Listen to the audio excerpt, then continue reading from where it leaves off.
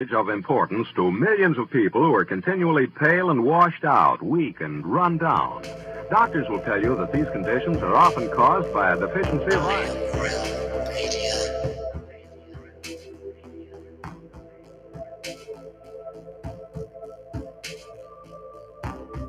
The iron you need to keep you physically fit and mentally alert.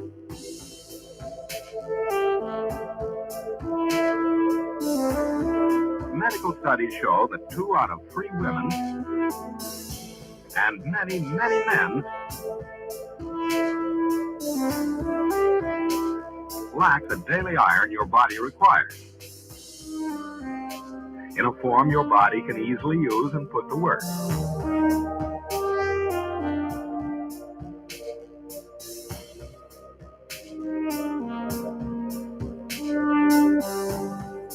Every dose gives you more than your daily minimum iron requirement. We are not alone. We are striving for more. So if you're not getting the iron your body needs,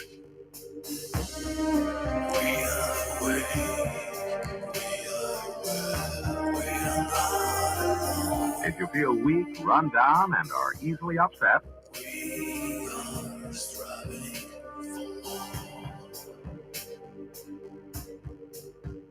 start taking iron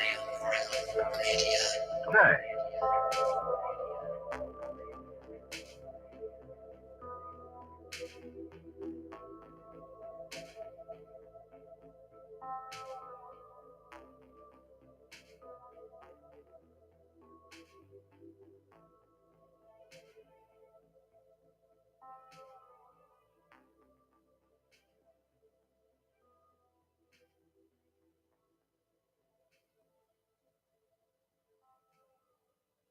I'm starting off fresh, and I feel good. I look good. I smells good. I am good. Thank God it's Friday. Happy Friday, my friend. It's Friday, my dudes. Yeah, TGIF, everybody. Welcome to Have No Sphere, right here on the Iron Realm Media YouTube channel. I believe Walter might have a little something special for us. But it might be... nope, I was right. I knew it was going to happen.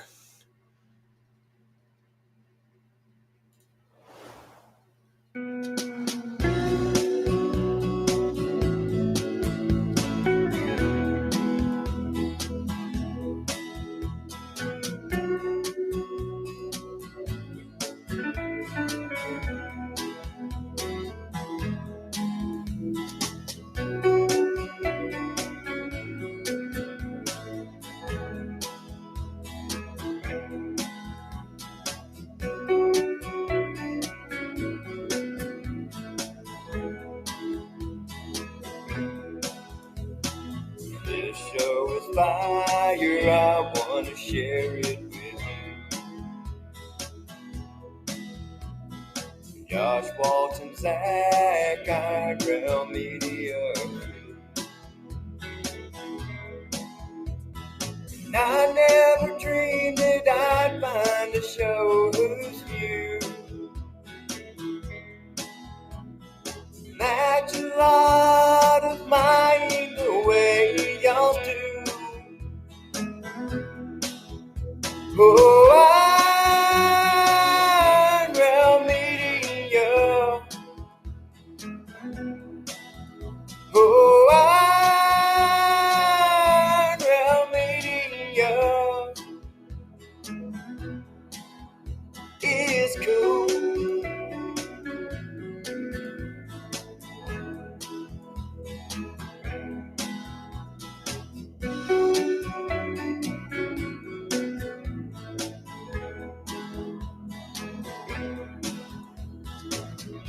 What a wicked game they play. Tell us all we've explorers pay. What a wicked thing they do. Tell us all we went to the moon. What a wicked game they play. As spinning ball is where we stay. What a wicked thing they do, working hard to hide the truth. Oh, Real Media. Oh, Real Media. It's true.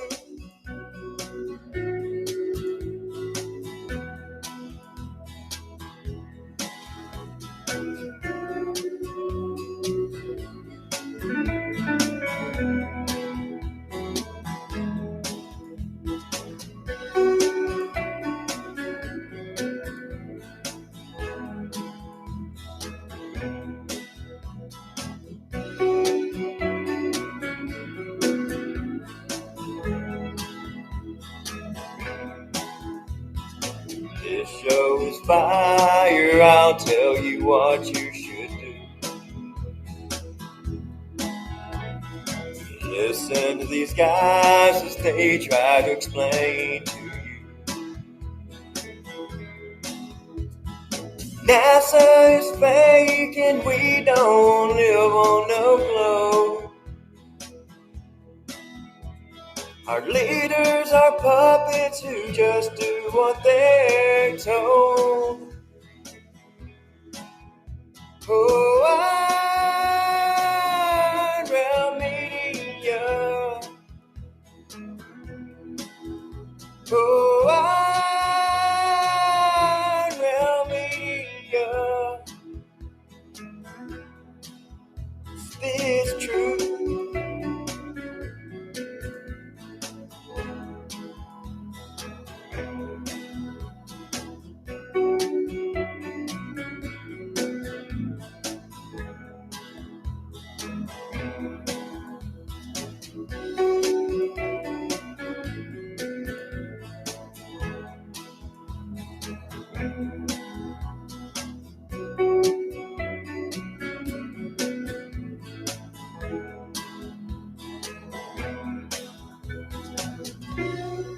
Nobody should trust NASA.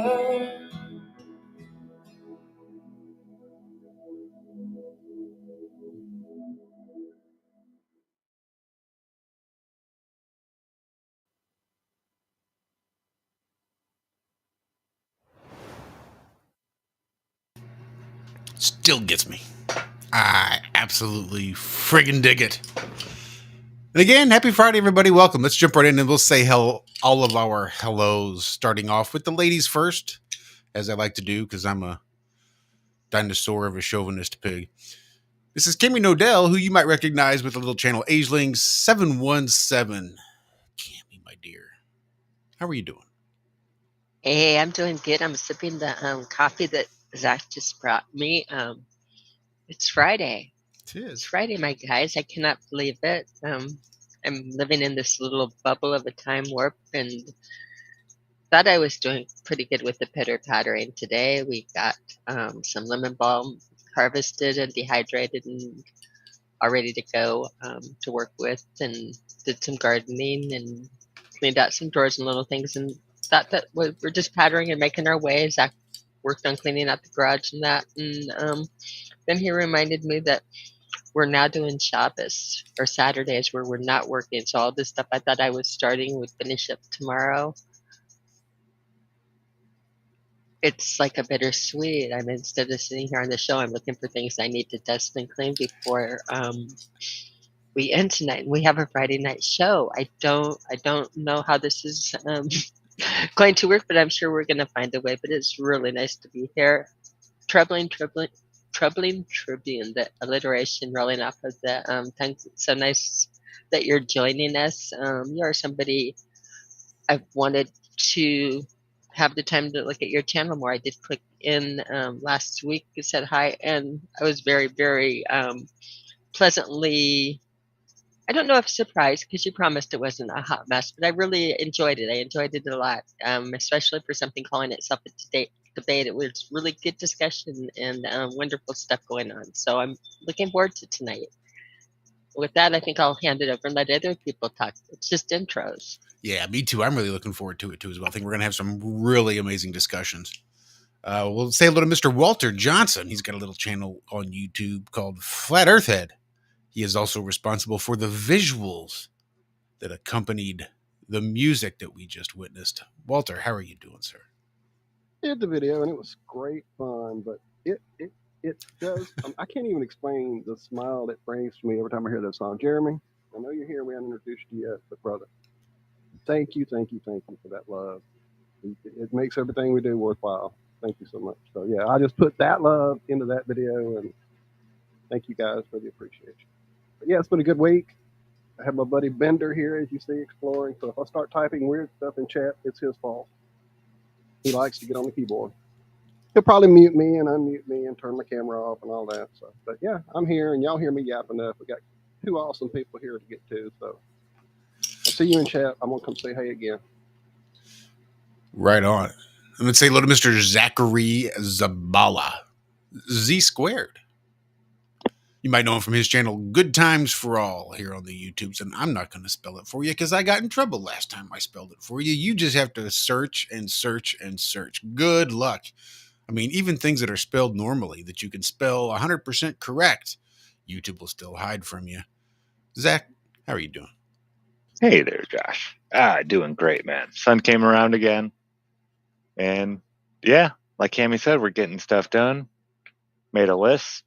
Checking stuff off every day, except for Shabbos, of course. So yeah, I mean, every day this week we check something off the list. So another great week.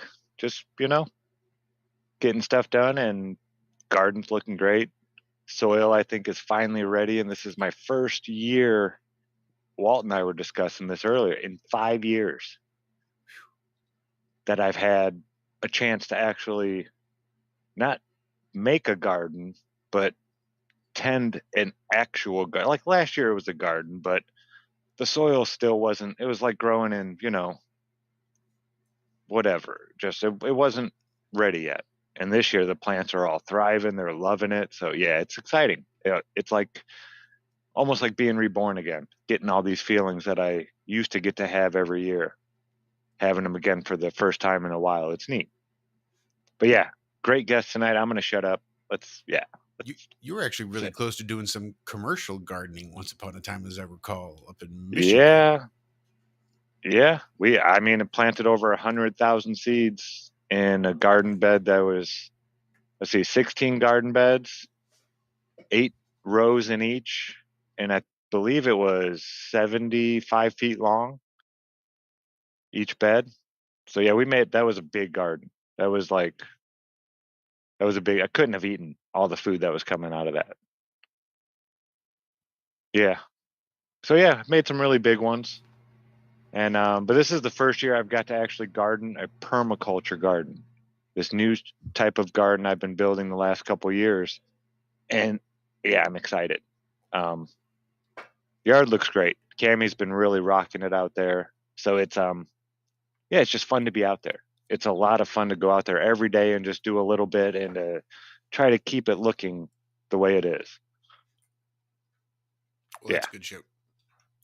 Good medicine, folks. I don't know if you looked out there today. We did get a late start on some things, and yet they're growing for us anyway. We do have new dill, and we have new lettuce, and we have new parsley, but the beets are just holding out another day or two. And our peas are almost up to the first rung. Our tomatoes have made it past. So It's going good, going really pretty. It's good times. Soothing. It's really soothing. And I'm building a rock garden with all of the crystals that we find down by the river and that. So they have a special place. So it's nice. I like being in the backyard a lot. Very, again, soothing. Yeah, they're a little bit longer to grow, those rock gardens. Not quite the immediate satisfaction you might get from having to wait several months to get fruit from a tomato plant. But my hat's off to you, because it's not easy growing a garden, especially when it's a rock garden. Oh, I don't know. They like they show up and they want to shine. We go out on our walks and they're like, pick me up, clean me up, shine me, and display me, please. My office, I couldn't find my desk. It was so covered. So that was part of my project today. I had a little crystal bowl and I kept filling it up with rocks and said, you guys need to go to the outside garden now. Play with your friends. And this way, anytime I want to like do crystals or polish up or do any displays, it's just going in the little patch out there. It's charm with the hummingbirds in the gardens. I like it. I like it. Gummit? No, flat earth head, it's the gamut. Oh, gummit, man. Never mind. Never mind. Gumnut. Never mind. That's not too far off from the conversation that happens internally every time I see his name pop up on the fucking chat screen. Gamut, no. Gummit, no. Gumnut. That's what it is. I knew it was something like that. Nope, it's very similar. My week was quiet. Not much going on around here. Work. Good shows, minus the little internet mishap we had this morning. But it's kind of a trade-off because the broadcast went down because my internet went out, but everybody just hopped on the Skype call. Well, everybody but me, because I was still trying to figure internet stuffs out. But apparently there's a really good conversation that went on post-show or post-broadcast, considering the show would have still been on. But yeah, we're going to have to start recording those after shows. We keep saying we're going to, and we don't. Yeah. We've been saying we're going to record pre-shows, record after shows. And that does make me think, who was it? 16 Alpha. I've got the comment up there on the screen. Absolutely love this secret and keeping it. And that's sort of one of those things. I really oscillate back and forth.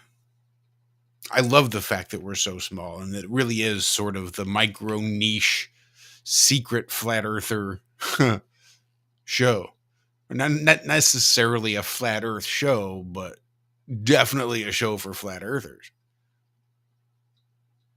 We don't really want the huge, gigantic audience. Like, I don't know how I'd feel really awkward having to broadcast to like 1,000 people or 500 people.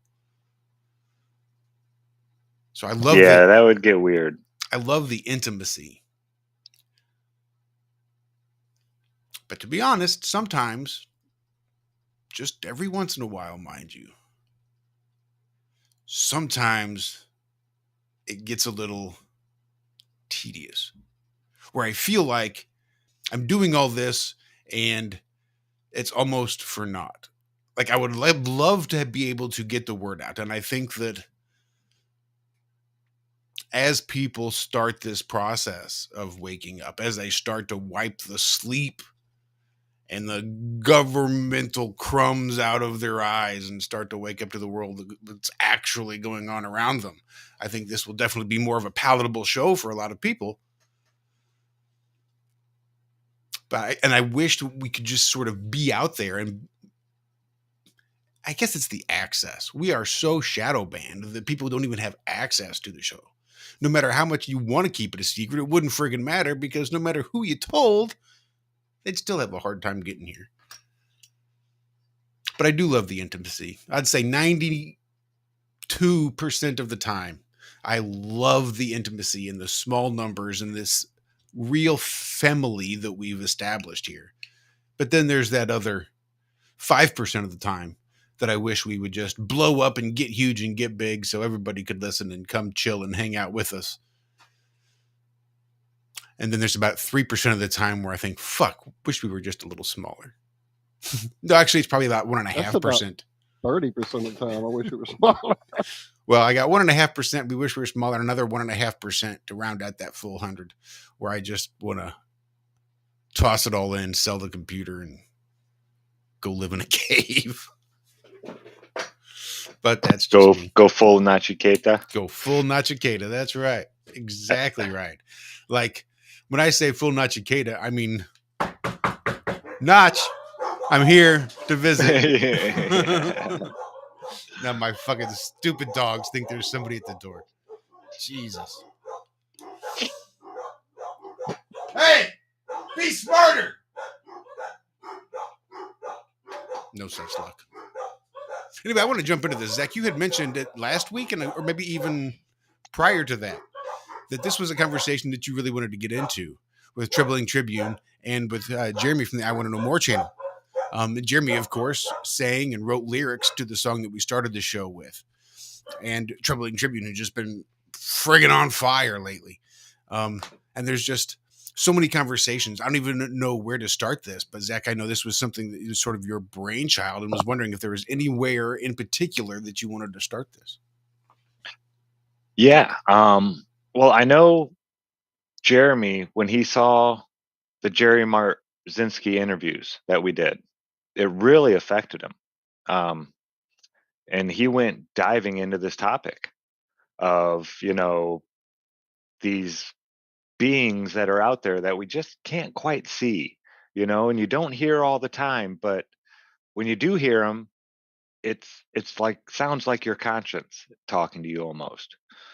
But they say crazy things, and we'll get into all that later. And then Skylar, Tribune, was having a show the other night. I think it was last week sometime, early in the week. And it was about any kind of weird experiences you may have had with, ghost or poltergeist or shadow people. And I was like, well, I got to call in because I've told this story here multiple times, and I just wanted to share it with them. And yeah, just that interest in this topic, I thought, hey, these are two guys that, have looked into this. This would be a great conversation to have, and to just be a part of. Really, I'd like to just be a fly on the wall and listen to these two guys chat it out about what they've learned about this topic, really, because it affects us all. It really does. This, even if you don't know it, doesn't mean it doesn't affect you. I mean, just driving down the road, they tried getting me today a couple of times. I was laughing them off in the garage, like 3 in a row. I was like, yeah, good try. Oh, you're going again, huh? And I might be crazy talking to myself. I don't know. But I'm telling you, after those 3 times and I just laughed at them, that was it. They didn't bother me anymore. So, yeah, Skylar, welcome to the show, man. This is Troubling Tribune. He's got a great channel. The name is Troubling Tribune. Definitely check him out. But how long have you been looking into this topic, man? What is it that just draws you to all this kind of crazy, wild stuff that, some people are even too scared to even look into at all? Yeah, well, to tell you the raw truth of it, it really comes from a place of curiosity. For as long as I can remember as a child, I was, my why phase never really went away. I was the kid that was always asking questions like, why this, why that? I remember very distinctly asking my parents why the sky was blue and not getting a very satisfactory answer. So in any case, I see things from mainstream media, of course, like cryptids, Bigfoot, Mothman, things like that. And that's all well and good. That's all really fun stuff to look into, as well as the ghost hauntings, unexplained mysteries. I did watch a little bit of TV growing up, unfortunately, but it did expose me to a lot of different avenues of things that I could look into later on as an adult. And in fact, one of the channels that I think does a really great job of doing that is Mind Shock, of course.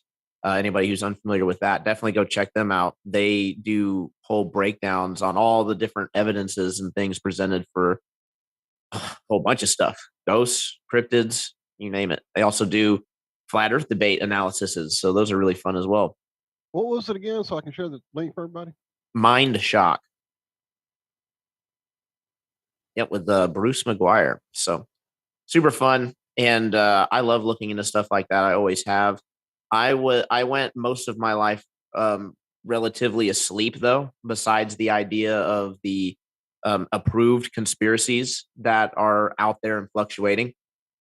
But I did always gravitate more towards the mystery of things, not only because it was more fun, but because the mainstream narrative never really seemed to sit right. never really seemed to make a whole lot of sense. So, and again, this is coming from the position of someone who's really young, doing very bare minimum research, if any, right? Most of the things that I've come across are actually, as they say, standing on the shoulders of giants, right? We have a lot of help as a community coming together and pulling a lot of really great information. So, in any case, I came first in contact with the information of the Illuminati when you start getting into the heavier conspiracies. And so I come into contact with that, and I'm like, oh my goodness. So it is. So there really is just a group controlling everything at the top. And of course, although we know now that it's not necessarily that named group, I mean, names really aren't that important at the end of the day. It matters that the thing is happening. So you find out about that. I actually start going through the baby truther phases. I'm watching Alex Jones. Learning about the tax fraud, about the Federal Reserve fraud, um, really about a whole bunch of stuff, false flags, bunch of false flags. And I'm just getting really, really upset by all of it, like really, really upset. And I'm being a very headstrong person. I did competitive sports growing up. I'm a Sagittarius, whatever the heck that means. Looking to my astrology apparently means that I like to argue and put myself out there. So, hence here I am with the show. And anyway, so yeah, I'm looking into this stuff. I'm screaming it from the rooftops. I'm telling all my friends. I'm putting up walls, not intentionally. Apologize for my kids in the background, but I'm putting up these walls. I'm alienating people, unfortunately, and I'm becoming a recluse because I'm seeing that nobody is seeing what I'm seeing, and it's really disheartening. And so I develop methods of getting by without having to create an income. And I go like this for years. And in this time, of course, you come across the flat earth truth. I consider Matt Powerland my official flat earth daddy, since he was the one who exposed me to the fact that um, I don't know that the things that I've seen from NASA are real, or if they're just really good depictions of things. And looking back, I was like, holy crap, I really just sat in front of a TV and watched this stuff. And how much of it was not even attempting to purport to real, but I just think it's real. Let me ask you real quick. Did you by chance go back and watch the original broadcast of the moon landings? So I have not in full. No, I've never I actually had seen the to. need It to. was one that I had to figure out because I was that age that I watched them growing up. I'm an old dude. And dude, when I went back and saw the cartoons it was like, really? This I was like 2. I get that I was fooled. You grown up should have seen this and went, wait, this can't be real. It was so ridiculous. Yeah. You know, the sad thing is that they could have claimed easily that, well, yes, it is a depiction and it is cartoons, and that's because we can't get the film through the Van Allen radiation belt. So suck it, right? And there would be nothing that anybody could do about it. The people who are the zealots for the government would simply buy it, and we would be left in the same position that we're at now, where we constantly present evidence and things that are fishy and don't add up, and we're constantly If getting only the they hand had wave discovered dismissals. those Van Allen belts at that point. If only. If only. And if only they knew the actual correct distance to the moon at the time. You know, I'm really surprised that they were so lucky to get it, to still get it right, despite the fact that they undershot the hell out of it.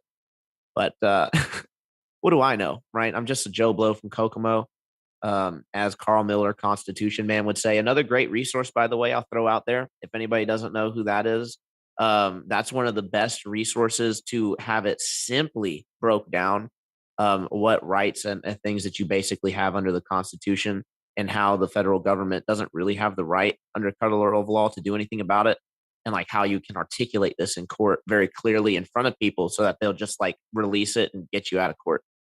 Um, yeah, really interesting stuff there. But yeah, so I'm learning about all this stuff, and I'm learning about the FE truth, and I came into it about 2013, 2014, kind of when it started to really. I actually think it right before it started to catch traction, because I noticed I wasn't really seeing it anywhere until I started looking into it. And maybe it's just one of those things where Have you ever heard of the word pronoia? Yes. It's like the opposite of paranoia. It's when the world is conspiring. It's when you believe that the world is conspiring in your favor. In your favor. Yeah. Yes. Almost And like you're the Truman Show and everything's, like, Yeah. they're all trying to make my life better. they're all trying to sharpen me up. Yeah. Yeah, so I have a little bit of pronoia, I guess, to a degree, and that it was like, man, it's almost like it was meant for me to find it, because as soon as I started looking into it, it started blowing the heck up and becoming widely available. And so I was able to just smoothly, in the golden years of YouTube, find all this information and find the discrepancies and see the scrambling, right? That was a real big tell for me. It wasn't necessarily the positive evidence that was brought forward, but it was the scrambling of the other side, even from the people at the highest levels. Like when you catch Stephen Hawking and a group of people faking a freaking experiment, right? It doesn't really leave much in my mind to what the actual answer is, right? Because there's really only one answer that you would lie, or one reason why you would lie, unless, and this is possible too, I will say, unless it's a super elaborate, like triple bluff, right? Like, we know that you don't trust us, so we're going to do an extra bad job of faking this particular thing to push you the other direction, and that way we can keep our super duper high tech fake space program up. I was like, I guess that's possible, but It is possible. I don't really goes see to it my that mind likely. way too often, Scholar, because I come from like a way deep UFO background, and so that was something we talked about often was the secret space program, and that's why they lied, and all this, and so yeah, Bases on Saturn and yeah. Oh, I've heard. crystal Yeah, I used to zones get on the into that moon, stuff. dude. I Yeah, all mean, kinds of stuff Hoagland like broke it that. down. He showed them. Well, there's He had people out there that pictures. claim they've been to these bases, and they sound legitimate. I thought they were crazy. I thought the government was maybe experimenting on them with drugs and, putting them in an elevator and saying, okay, when the elevator, this is actually a teleportation device. And they just take them down into some room, put them on a bunch of drugs and let them off in there. And they think they're on another planet. That's what I believe. I just watched a video yesterday of some guy who infiltrated. The way he described it as one of the craziest conspiracy theories on the internet, enough to make the flat earthers look sane, which I thought was kind of funny. And it was this whole secret space program, and all these guys are like going to jump rooms and going to missions on Mars, and all the weird stuff that we've all heard 1,000 times from 100 different people. And what he wanted to do was to infiltrate this whole thing to get on this guy's podcast. He had this huge podcast. I don't remember any of these characters' names. So he creates this whole story. Like, he just watched interview after interview after interview of these people that claim to, in a past life, or have a clone or something like that works for the secret space program. They're genetically enhanced super soldiers. I mean, we've all heard the stories. So he creates this whole backstory, and kind of sneaks in under the radar in this podcast host, and does like some reading or past life regression or hypnosis therapy thing. I don't know. But they got to talking about his time in the secret space program, this whole backstory he made up. So he was going to have him on his podcast in a few months, because they're having a big convention for the secret space program there in Las Vegas. So he decided he was going to go and speak and be a presenter and do all this stuff, and got on the podcast. And there's just this whole thing on how, look, if I wanted to, when I was giving my interview for this guy's podcast, I was so calm and so cool. It's like, I believed it. It was my story to tell. I knew it inside and out, and I could sit back and tell it in the most convincing way possible, in such a way that I sort of could delude myself into believing that it was actually true. The story that I completely made up whole cloth. He said I could tell this story so well that I could probably quit my job and go start running the circuit as one of these people from the secret space program, writing books, doing hypnotherapy sessions and conventions and speaking engagements, and that's what I would do from now on with this complete false story of shit that I made up. And I think there's probably a whole lot of people out there that are like that have absolutely no belief whatsoever, that they're just found a story that they can tell and have learned a way to tell it well enough that they can now make a little bit of money on it. But I think that is sort of across the board. Turn on your TV and that's what you see. But even conspiracy, like, I would probably be real popular if I would pretend to believe things that I said. Like, if I just picked a story and said, okay, this is what I'm going to choose to pretend to be true, and UFOs are real, or a secret space program is real, or the concave Earth theory is real, or we could go down the litany of things that I might pass on information about, but don't necessarily believe. NASA is real. There we go. I could probably, it would be hard. It would be hard not to come off like a condescending prick trying to pretend that NASA is real.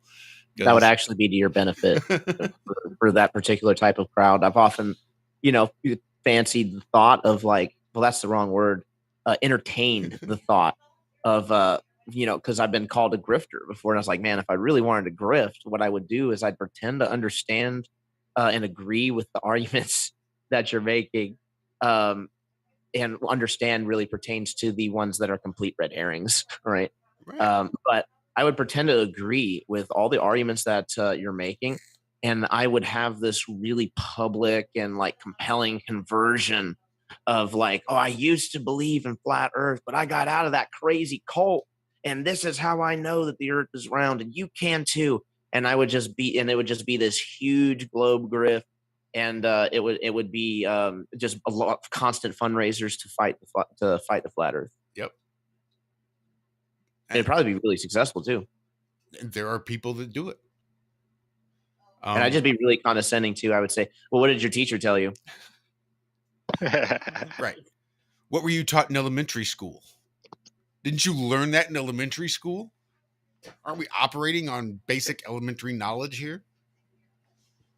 Don't you know? Don't you know?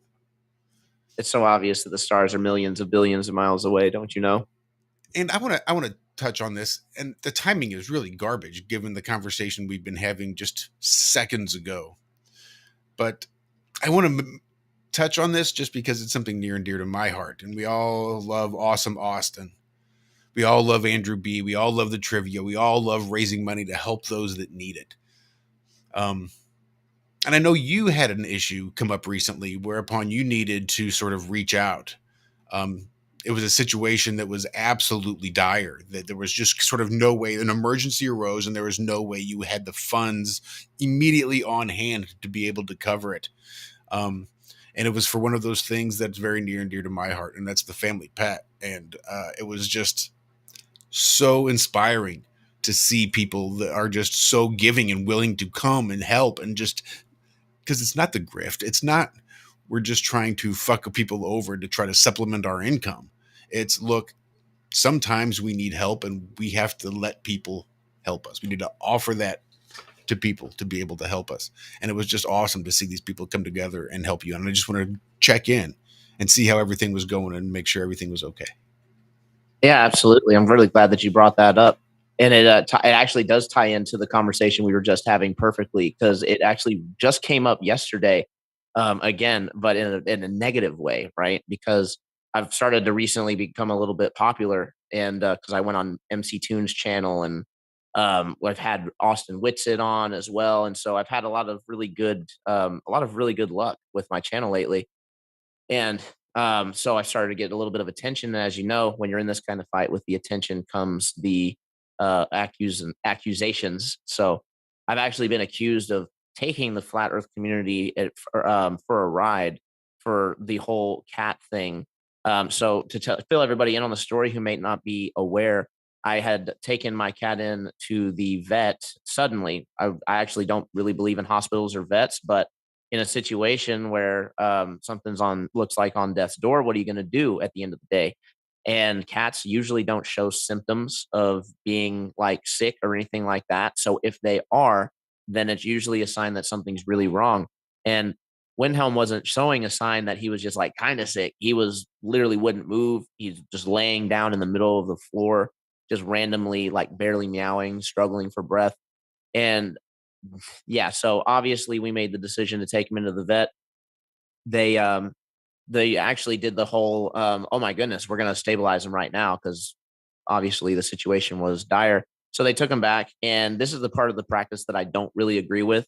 They do whatever they do to stabilize, and then they come out and it's like, okay, well, here's the problem. It's going to be ridiculous amount of money, and unless you have really good credit to go with our cares thing, then you're not going to be able to get any kind of payment plan for it.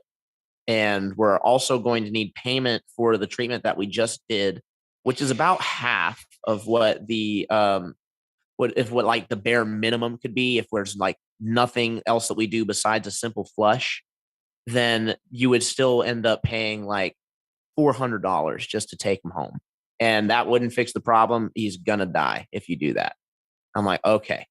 So, and I'm like broke as a joke, all BS in my life considered. There is not a whole lot of playroom. So anyway, I really didn't know what to do. I've asked my family, of course, first and foremost. I don't, one of the things that I really don't believe in, and because I actually got shamed as a kid, funny story. I asked a random person for a banana as a kid, and my, like 4 years old, and my dad was like, "You don't ask people for that." And I just felt so much shame with it since then. So I always had like kind of a problem with asking for help. I have an issue as well. I'm And getting over it. Yeah, because, well, Cammy, she is a helper. She always has been.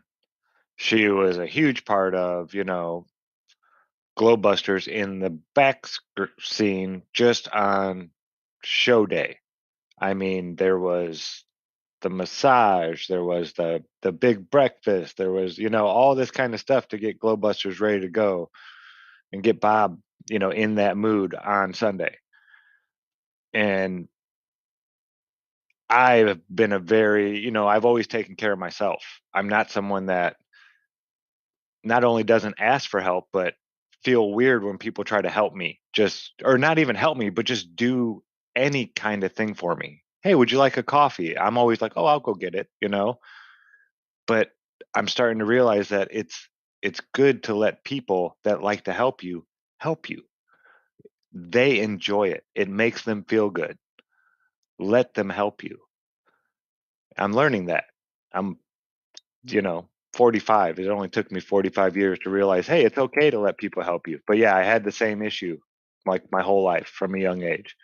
I think it comes down to, and this might just be me personally, but I've found that a lot of the things that I've experienced personally do spread out abroad among and tend to resonate with people, and that is that it's like an ego issue, in that I don't really, when I do something that's nice for somebody, that feels really good. I get that. That makes total sense. And maybe this is some of my autism coming out because I was vaccinated as a kid. What can you do? Knock knock on wood. Hopefully, I don't regress. But in any case, when it came to people doing nice things for me, I had always kind of felt like shame for it. Like I should feel ashamed for needing the help. I should feel ashamed for looking like the type of person that would need the help. You should be competent to be able to handle yourself and your own affairs. And that was a lot of. I did get a lot of comments like that from TikTok. There was a lot of mixed signals. There were people who were like, "You should understand the responsibilities of owning a pet." Blah blah blah blah blah. And I was like, "Yeah, because that's going to make me feel great, right?" I get it, but I've also made a choice to pursue something that's a little bit different than the average person would pursue. And I used to have something that was a lot more solid for, backup income, but I actually lost that job amongst trying to grow something with this, because I used to actually be in water sales. And what ended up happening was I wanted to include a water ionizer alkaliner and help people that were for my channel, help people be able to get that as well through the water company I was working with. And when it all came out how I was going to do this, they pretty much looked at my channel and they're like, yeah, we don't really want someone like you representing our company. And I was like, once you step out into the public with your name and you talk about this stuff, it's hard. That's why Mullins. Yeah. You get Mullins. Yep. Brian Mullins. A That's great what it is. example. Yeah. Well, before we step any further, gentlemen and lady, we have another gentleman here, Jeremy. And before we get into our topic, I'd like to ask him as well, when did this start for you? Your journey into the unknown and just the, the opposite of the norm that we've all been taught in school and just in society our whole lives about. When did you realize, hey, something's not right here? Something's going on. Well, even as a kid, I always had a fascination with like monsters, stuff like that. And, after a few years in school, I kind of, just left that in fantasy realm. And then I kind of bought into everything for a while, up until, I don't know, 6 years ago, I lived on a ball. But as far as the crazy stuff, I'd always believed in the supernatural, but I kind of experienced it about 2 years ago. Like you said, I first came across Jerry Merzinski, and after coming across that information, just so much stuff from my life made sense. And it was like after I come across that information, it was like I started to get attacked supernaturally. I know, it kind of sounds crazy, but I would see like the shadow people in my house out the corner of my eye, and I would hear kind of knocking here and there with no explanation, and I finally, made the correlation. All right, this is what these are. I've come to the determination that there is a parallel reality that runs right alongside ours with so many entities that we cannot see.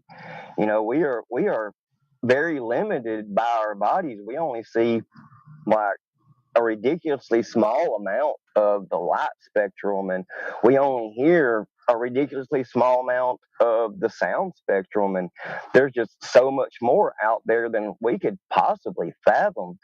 And like when I was, go ahead.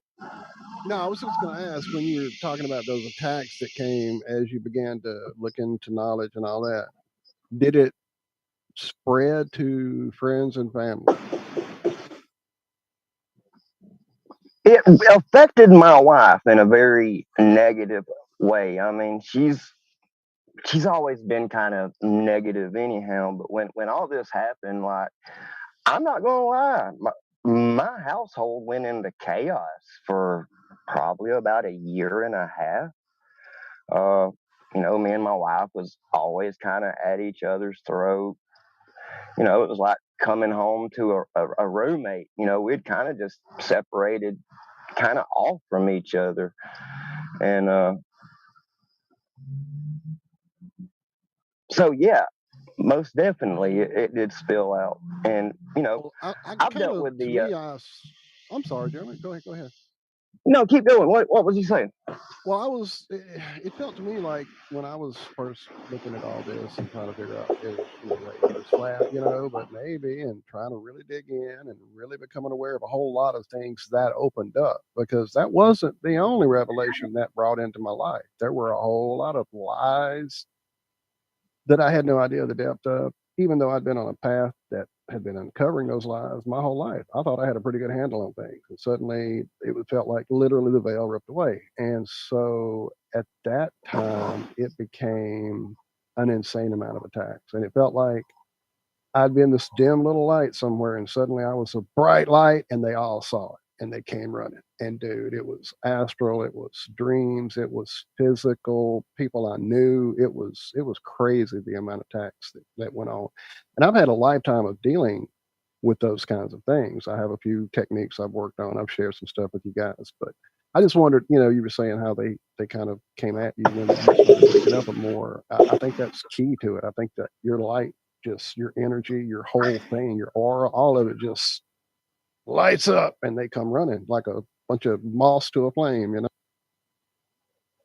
Well, like, it really didn't start getting physical until, I had took some mushrooms. I had a really great experience. I experienced what some people might call ego death. But it wasn't what I was trying to accomplish. What I was trying to accomplish was I was wanting to peer into the spiritual world just because I've got to know. I've got to see what this is that's after me, So one time I took a ridiculous amount of mushrooms, and I got to see what I was asking for. I had even fasted. I was specifically set out to peer into the spiritual. That was my goal, and it seems like after I did that, yes, I was getting grabbed in the middle of the night. The nightmares that for a few weeks after that was just horrendous. Have you ever experienced anything like that? Yes. If you're asking me, but yeah, anybody, go ahead, Scholar. Oh, sure. I just not everybody at once, right? I actually have experienced something very similar to that, in that when I was, it's actually kind of, I've told this story before. I was going through some court issues. I'm here in Florida where they're not too friendly on the Green Goddess. So anyway, I'm dealing with that because I have, just went through some like drug tests and things like that, and it's just really shaken my life up. And I go back and I smoke a considerable amount for someone who had just taken a 2-week break, and it sends me into, yeah, you know what I'm talking about. I know what's coming. Yep. It sends me into a basically a panic attack, not basically, a literal panic attack, and my heartbeat is like 180 beats a minute and climbing, and I can't. I usually have pretty good self awareness and bodily control, but I literally could not do anything about this. It just kept climbing, and I just kept worrying about it. And I tried different kinds of things to calm myself down, like taking a bath, and like I had my girl give me a massage, and I just couldn't get my heart rate to come down. So I ended up going to the hospital. They told me I was having an anxiety attack, gave me some sugar pills, set me on my way. I was like, okay. So I stopped smoking during this time, and I go through repeated periods for 3 months or so of crippling anxiety attacks, like absolutely crippling. And I get to where I will not do anything except for play a video game for a short period of time, and even that gets like too intense sometimes. So it's like, oh my god, what is going on, dude? You can't eat anything that has any sugar in it. It's like I'm literally eating salad and water only because I'm afraid for my life that if I eat something that has any sugar in it, that it's going to elevate my heart rate, and I'm going to have to go back into the hospital and go through that fiasco again. And it's all anxiety anyway. Ultimately, according to the doctors, there's like, yeah, there's nothing wrong with your blood. There's nothing wrong with your heart. We did the electrical tests or whatever they call it, and they couldn't find anything. So I'm like, my God. All right. Anyway, I become, what's the word? Insomnic. I can't sleep. And that's when I start having, like, I'm fed up with it. Like when you start losing your sleep over it as well, it's like, man, I thought I could get by, but no, this is literal hell. This is like as close to my living definition of hell that I can get to without experiencing something ridiculously awful like war or prison. And so anyway, I learned some techniques on some specific meditations for dealing with insomnia, which looking back, I actually can't remember specifically what worked, but it was pretty much the same type of stuff that you would do when trying to become lucid in a dream. Like you're just pretty much trying to become aware.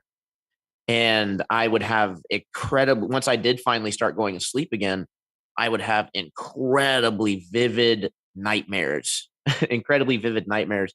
I remember one time I was being chased by a lot of stuff is affected by what I seen as a kid, right? So I was placed in front of a TV a lot of the time, so I saw goosebumps.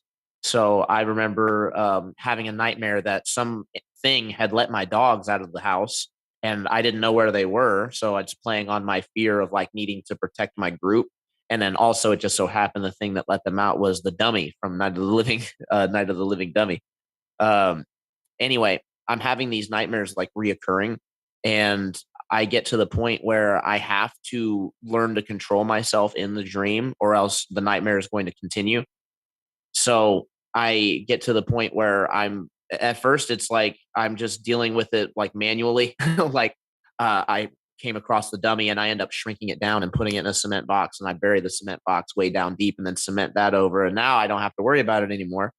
Um, there's things like that. But then it gets to the point where it's like, wow, I can just change the entire landscape. One of the most terrifying dreams that I had, and I saved this one for last, is the dream of being chased by a Tyrannosaurus Rex. And this one is particularly terrifying because of Jurassic Park and Hollywood. I had the displeasure of seeing these movies when I was like 3 years old or so. So I was definitely traumatized as a child unintentionally. My parents I didn't mean can't for believe me the to number catch of it, but parents that took their kids to that movie and destroyed them for life with that scene, man. That was so terrifying. so they didn't well, they could have watched me a little bit better or so. I might have been 4, but I was able to sneak and see behind the couch to be able to watch the movies. So not only did I see Jurassic Park that way, but I also seen Jeepers Creepers and lots of really Oh, horrifying wow. things as a That's a child. bad one. Oh. But in any case, the most terrifying thing to me still was just being chased by this gigantic, um, ridiculously fast and strong, bloodthirsty Tyrannosaurus lizard that, you know, I actually didn't know at the time was fake. So, but in any case, I'm being chased by these things like pretty regularly in a nightly basis as I'm dealing with all this, and it's one of the things that I couldn't really figure out how to deal with. It's like I can't. It's just nothing I would do would work, right? And for some reason, my first go to was thinking of like a physical way to deal with it. So I'd always like try to lock myself in like a room, or I try to like get away from it.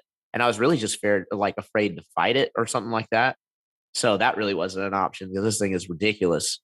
And anyway, basically, it came down to when I finally started getting a hold of this stuff, I had to change the entire landscape to get out of the situation of being with the dinosaurs. And I remember very clearly the trigger for me. I was being chased by one that was extra big, like Godzilla size. I'm out, like outside in an open city. And the difference with this is that it was daylight instead of nighttime. Most of my nightmares are nighttime. But anyway, I'm being chased by this thing. And I have the thought while I'm running, wait a second, dinosaurs aren't real. And I literally stopped dead in my tracks, sat down in a meditation. And when I stood up from it, the entire city had changed into, I can't remember exactly what it changed into. It was either a beach or another different type of city. That was just, there's no sign of the Tyrannosaurus Rex. The entire vibe of the dream had changed entirely. And from this, I started to get more of a hold of my fear in real life. I started taking more chances. I started not really going through the panic episodes that I would go through on a daily basis. And then it would get to where I'd have more time where I wasn't more days where I wasn't panicking. And then it was like, oh, I've gone a week, I've gone 2 weeks, I've gone 3 months without having a panic attack. This is incredible. And sorry, I kind of started rambling. That's my story on dealing with terrifying dreams, and possibly could No, have been this a is good spiritual stuff, attack man. Yeah, based this is on good some stuff. stuff based on some stuff that has happened as well as that, but we can get into that a little bit later. Yeah, I was blessed, man. I was 6, maybe 7, something like that, and my older sister would terrorize me with Freddy Krueger. She'd, hold the door closed to the back family room and put it on the TV and take all the knobs off and turn it up real loud and sit there and say, Freddy's going to get you, horrible. I would have nightmares, horrible nightmares. And my aunt, who claimed to be a wood witch until the day she went beyond this place, she said, hey, whenever you see these things, you are dreaming and you are in control. Just remember that I told you this, that whenever you see Freddy, you're in control. You can make him do whatever you want. And sure enough, the next time I saw him, I took control. I made this thing appear on his head and I was making him dance around in a subway. I was the only person who could see him, and it was crazy. But after that, he left me alone. I never saw Freddy again in a dream. Yeah, so I mean, if you see a child that is having nightmares, explain to them how to combat these things, because they have the power to do so. We all do. They just need to hear it and know that they can do it. It's silent lucidity all over again. Your dreams alive. You can be the guide. I see you're doing well with it, Tribune. You too, Zach. You'll find out too that as you go into dreamland, I know everybody has got different things that work. For me, I put on when I can't sleep. I put on thunderstorms and hear the rain pouring down really, really hard, and somehow that will lull me into it. But part of the dreaming in that is people will call it meditation and trying to clear your brain. But when I meditate a lot, I try to focus my brain and I look at like different questions and different curiosities and that. So I really try to, for dreaming, I like go to sleep to dream and will like light candles, focus, and ask questions and try to have my dreams take me places and answers and get answers. That's my favorite is, again, when you do things and even the way that they lay out, the way that you try to interpret it. My dreams are visual. And so I'll see things, but there's no words. There's none of the technical words to it. So it's trying to figure out, for me, it'll be days afterwards trying to figure out what was it trying to show me in my dream and pick up the synchronicities and the patterns and do it from it. So I don't know. I think dreams are wonderful. As far as terrifying dreams, I don't know. I watched The Blob as a child too, and I just really shielded myself from scary movies after that. My parents said on movies I could watch R-rated movies, but I could not watch anything like Earthquake or Jaws. Or I'm probably the only person in my generation that hasn't seen Jaws. I just decided not to. You get nightmares and that off of it, so I try not to expose myself to that type of media. And Zach will tell you, people are trained in my house that if there's any blood or gore, what do? You tell Cammy, okay, it's coming up, close your eyes. And I do. Yeah, we're gonna have to try Braveheart one day.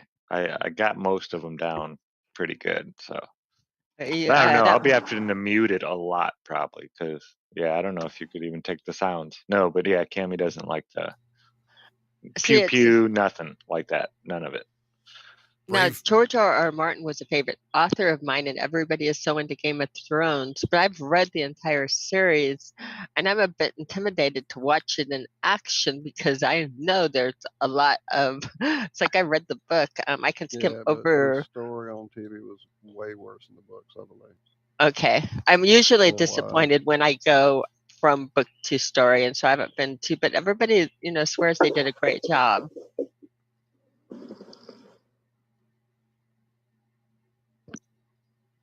So I know what I want to ask Tribune before you go forward. Okay, yeah, go ahead. You said you were young and doing this, and yet you say that you had flat Earth figured out at like 2013, 2014. So you've actually been doing it a long time. Is that, or did you come across flat Earth later than that. No, you're right on the money. It seems like it was yesterday, though. I mean, to be honest, it is. Flat It's a Earth is time warp. It's like, besides obviously the medical stuff that has happened recently, it's pretty much been the biggest, the biggest thing, the biggest conspiracy to talk about, and that's been like really consuming, to be honest. But not that there's not other things to talk about, and like there hasn't been things going on with politics, but the politics really seems like it's, well, I say seems, it is theater, and it's like, man, they really do a good job of keeping people wrapped up in that and keeping people thinking that otherwise would be willing to do something meaningful, keeping them, absolutely powerless. Absolutely. Now, how old are you, or will you go into that? When you say you're young, you didn't say how young or old you are. I'm just trying to put it in. How old are your children? I'm 29, and I have a 4-year-old and a 1-year-old. That's absolutely fabulous. Later on in the show, maybe I want to like do some equipment and go over little fun things with you as far as homeschool.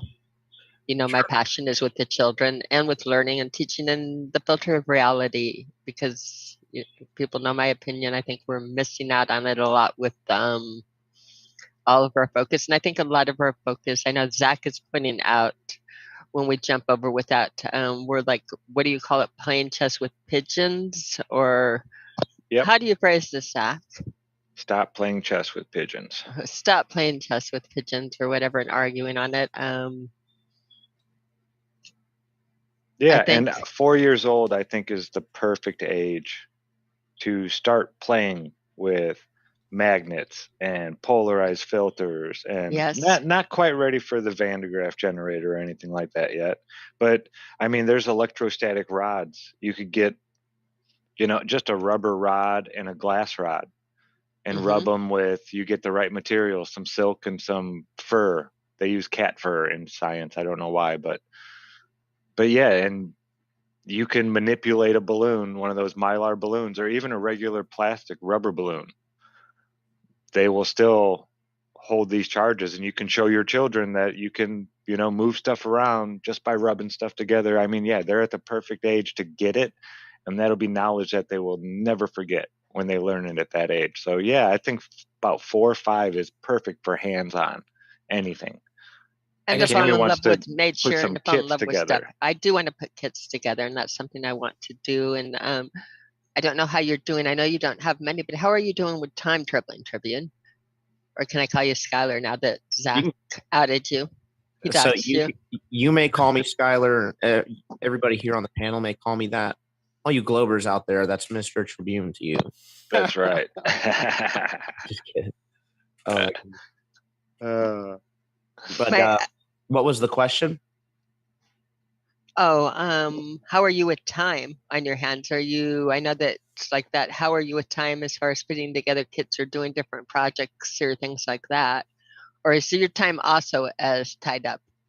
My time it's fairly tied up, but depending on the project, I adjust to make room for what's important. So I'm definitely open to, especially because I know the kits are something that definitely benefits. Well, I'm not even sure what you're referring to exactly, but I want to see like sampling. I want to sample out with some of the people that have children, different pieces and parcels of the kits, and see what would be easy to put together and send out. And some of the trouble, some of the things a lot of the stuff I can like Amazon Prime the pieces over things I think you should have, like a light board.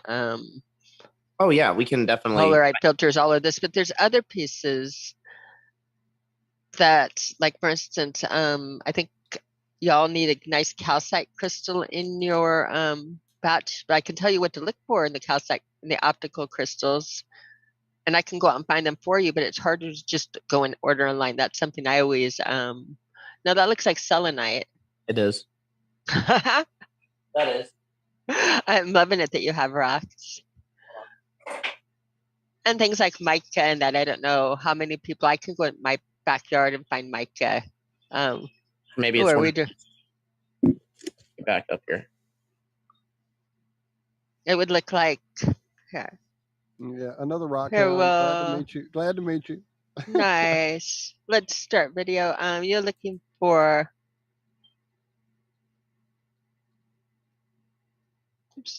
this piece here Oh wow. Yeah, I that don't you have can that. actually read through, or if I here. Wow, that is crazy. That's optical calcite. Some of the first lenses made, and we're gonna do because I really want to. And it has birefringence, right? It has birefringence. It's a great word. You guys all want to? Got it. Yeah. I'm learning. Yes, we want to learn words like birefringence or refractive index and how it applies to reality. Because a lot of the playing chess with pigeons that we're playing that I think is going on, and this is going to be my personal beef, but my personal beef is it's a lot harder to unlearn than it is to learn. And we spend so much time arguing with quote unquote globers. First of all, I haven't seen a glober be argued into becoming a flat earther. I think planting seeds is much more effective in doing it gentle and having discussions. I think as soon as you take it as a debate and your ego is involved and it's all out to me being right, you being wrong, and that person being stupid or whatever, you set yourself up for people to dig in and come up with a counter. I mean, that's a debate is in the truest form of debate. You That's would right, be count on. told to take a side or the other side. You could be thrown on either side, and you're supposed to be able to argue your side. Just the same with a lawyer. A lawyer is supposed to prove his case no matter what if it's truth. And what I think we forget is I don't know about you guys, but I'm not trying to be right. I'm trying to find the truth. And I think that everybody is so busy trying to be right that we entirely lose track of the truth just so we can make the perfect argument that will like destroy all the globers. Well, we have a preponderance of evidence. There are so many proofs, and the more you think of the spinning ball, the more ridiculous it gets. But the fine tuning on it, I sat there and I tuned in a few different shows, and people were on more than one show arguing redshift, blue shift, for instance, and the biggest shows is how it does it, and the geocentric and the amount of the shift in that. It points to us being at the center as opposed to far away. Are you familiar with the different concepts in the gravitational redshift versus? Yeah, so we have basically the redshift that we would expect to see if there was like a big bang and everything was like exploded out, then we would expect to see some things would be blue and some things would be red, depending on its relative position to us and the direction that it was moving. However, what we see actually is that everything's actually just red shifting. So it's all I'm going to tell you how it be in reality when we're doing this.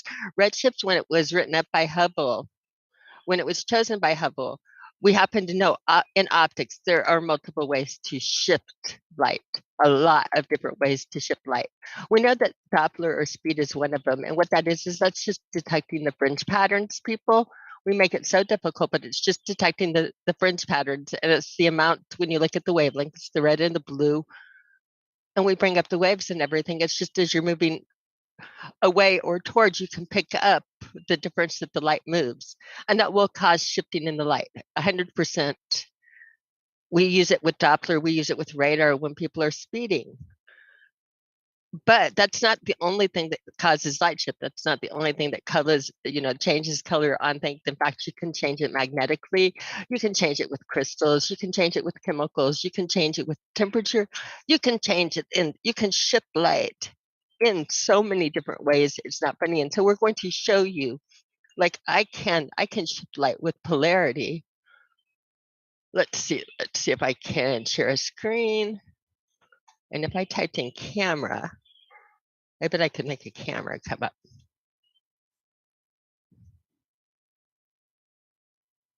Are you going to bring up your microscope camera? Let's see if I can share a screen. Awesome. And let's do camera.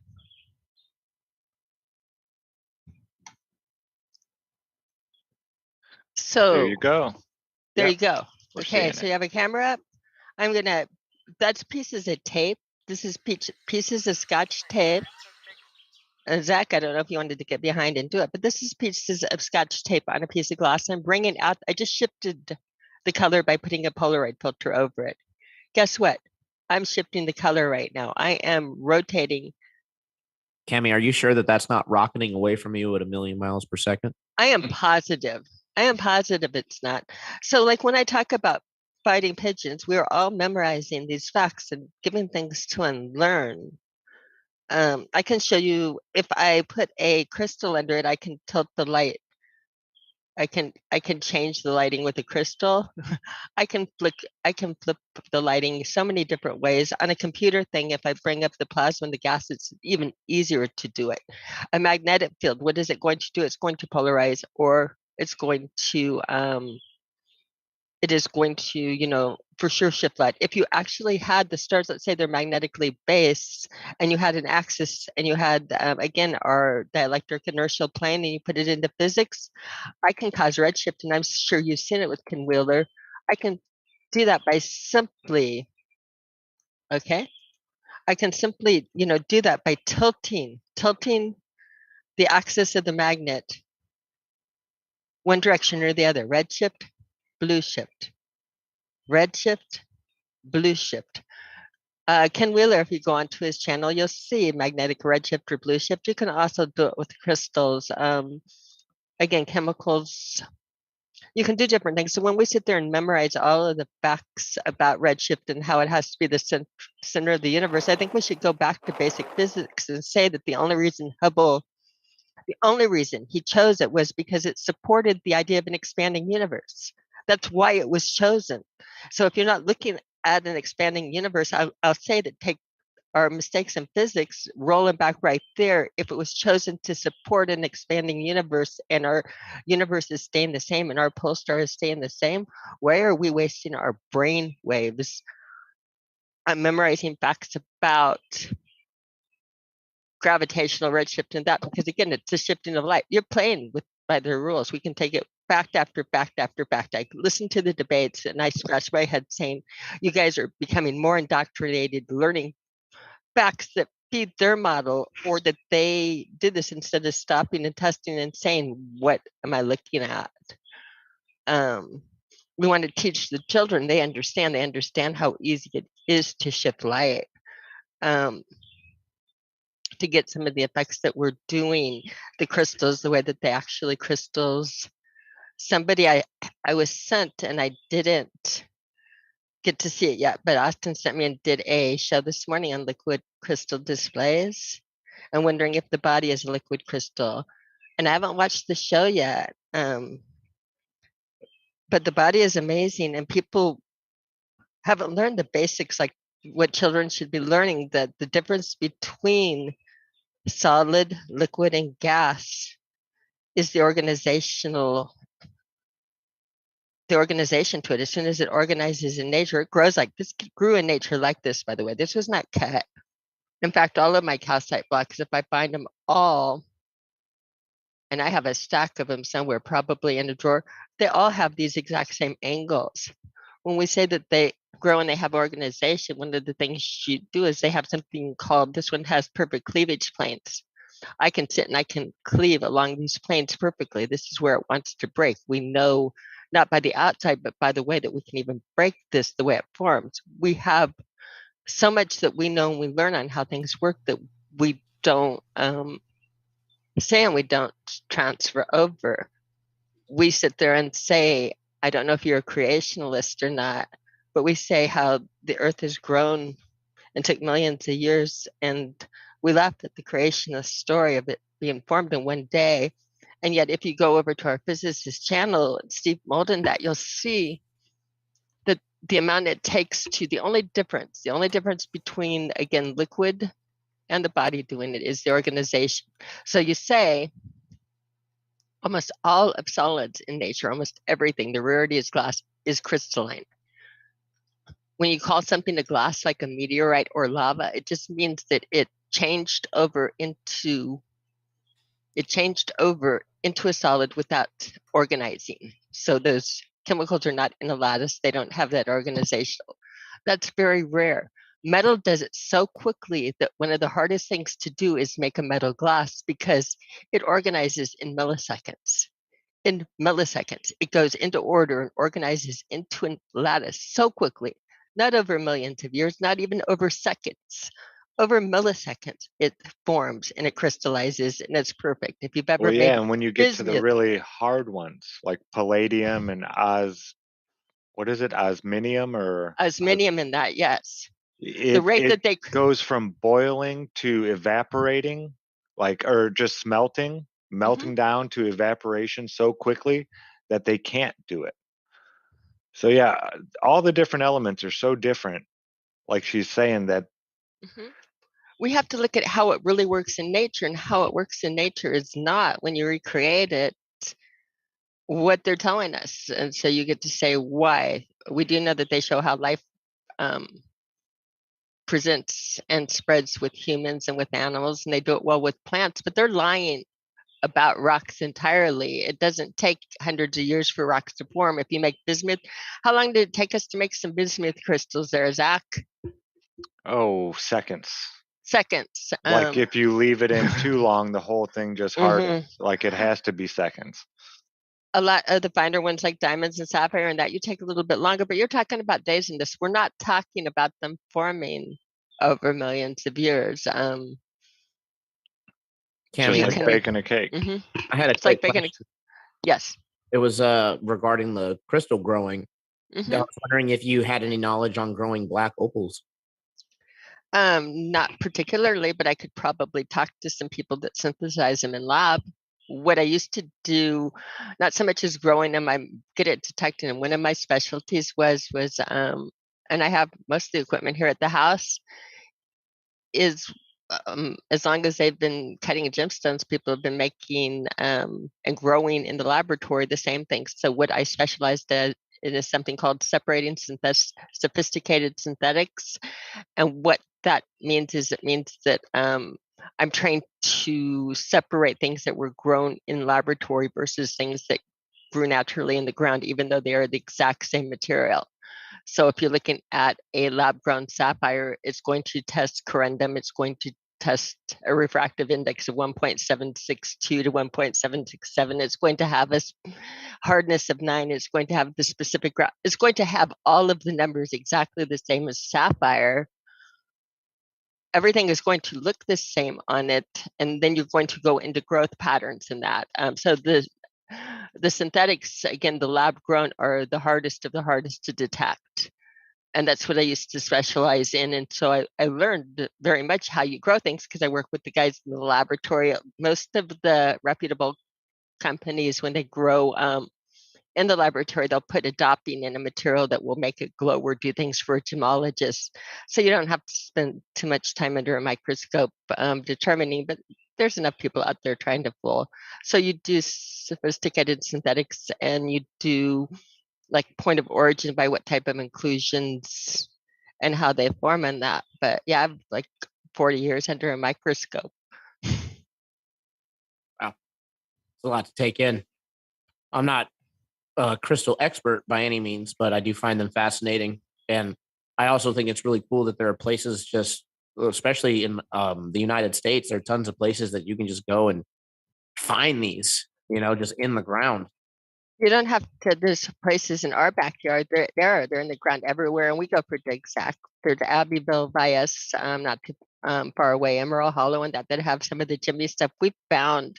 I'm going to pull the equipment out because Zach found some light blues that I really do think looping it looks like beryl, but I want to take a refractive index and that on it.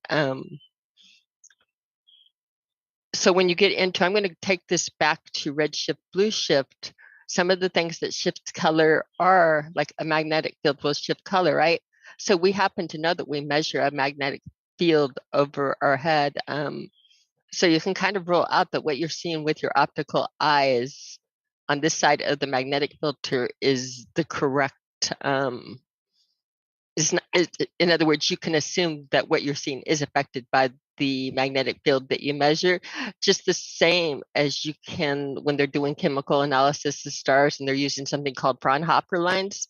You can say that the visuals that you have, the known visuals we have between here and there, I read spectrograph. I do absorption lines. I ID by the same methods that they ID by. The difference is I'm physically touching the item and I'm holding it to the equipment, and I know what's between the equipment and that. I happen to know that if I were to put a magnetic field between it or any type of crystalline lens or that, it would completely screw up the results on it. So when you look at like people doing stars, what they're made out of, redshift, blue shift, and all of that, you know for a fact that your optics between here and there, we measure a magnetic field, we measure an ionic wind, we measure particles. In other words, they isolate each one of them, compartmentalize their sciences. As soon as you put it together, it all falls out. And what's going on with flat earth and with our debate people is they're so tied in on the little, they don't even know what they're arguing. In my opinion, sometimes, because you have to step back and say, is this created by the helio world or is it created by reality? And if it's created by reality, like for instance, Doppler and redshift, blue shift caused by reality, does it make any sense at all that that's what's happening with this sky? Because if it was, we would be showing signs of it and things would match up. But rule it out. I wouldn't even go in to argue the different types of it. You know for a fact your magnetic field would knock it out. How could it be real? True. Okay, you have broken everybody's brain. We are gonna can we shift it back, Camera Joe? Yeah, we can. It's time for me Okay. to restroom break. I'll be quiet for a while now. No, you don't have to be quiet. Just we're gonna because the magnetics I know you can speak on for days and years and yeah. But I wanted to get into the shadow people. I wanted Jeremy and Skylar to kind of have a chat kind of almost about I'd like to be a fly on the wall, and I'd like to just hear a back and forth between them, just because they've really delved into this topic more than I have, at least, and I'd like to hear their I don't know. Ask me where you are on this, Zach. I want to hear what they have to say too. I mean, we've talked about it a lot. We have Jerry on here and stuff, so I just want to see how all that has affected people who've actually listened to some of this and if it helped and all that. So yeah, absolutely. I mean, Yeah. it's definitely something it seems to have affected you both in different ways, certainly. So Jeremy, how has learning about these entities been negative and hopefully positive in your life?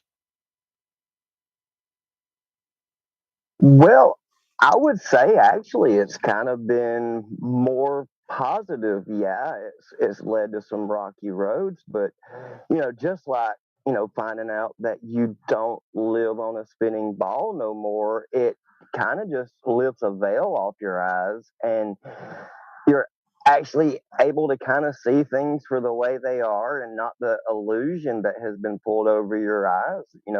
Western culture has taken, spirituality and the supernatural out of everything. I mean, pretty much everything. Even a lot of the churches these days, they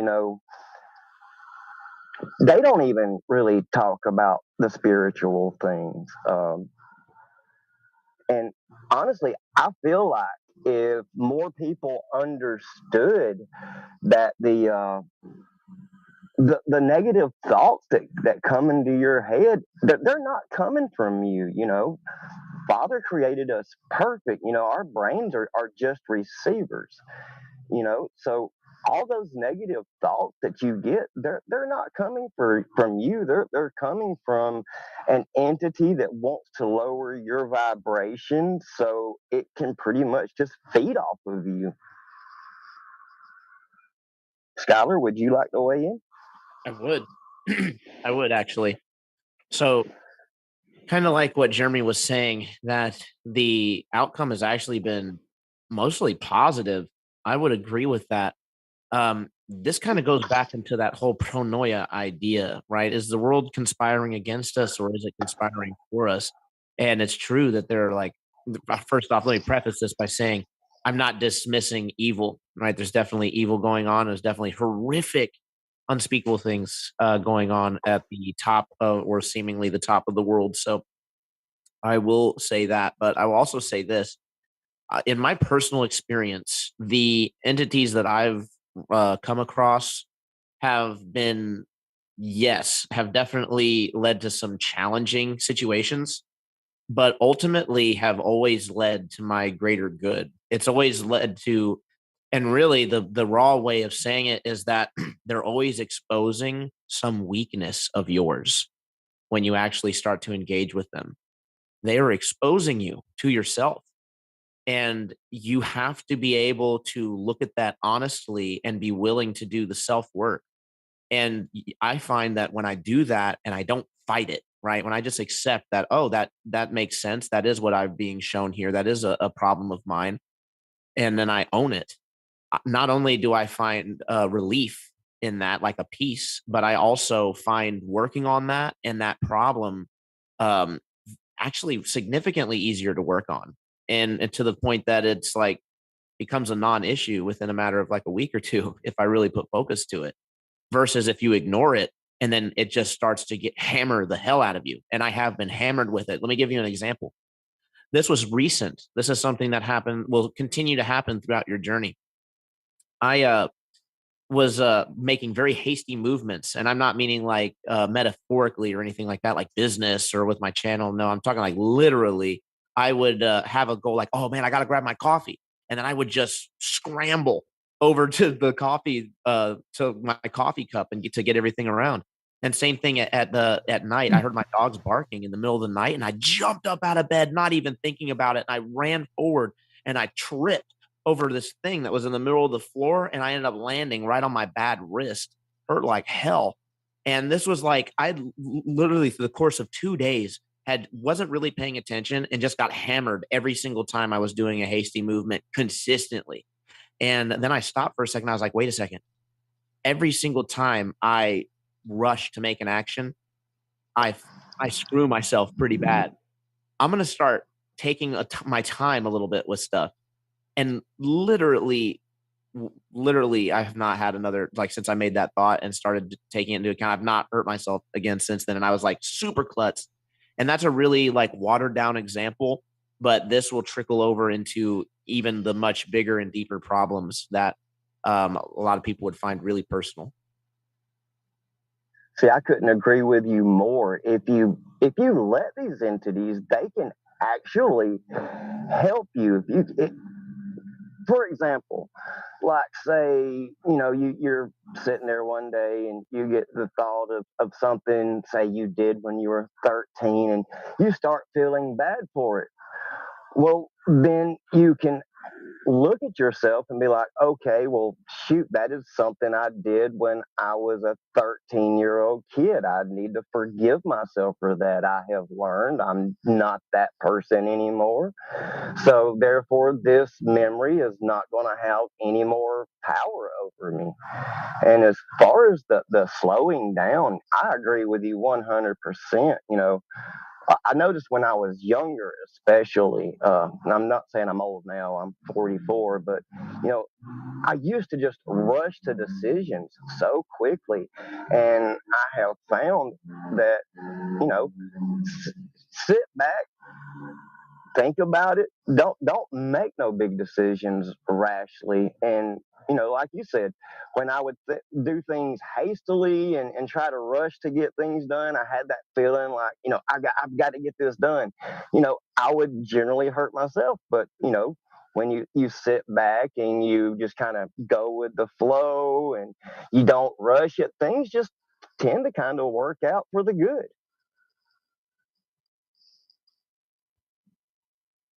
No, 100%.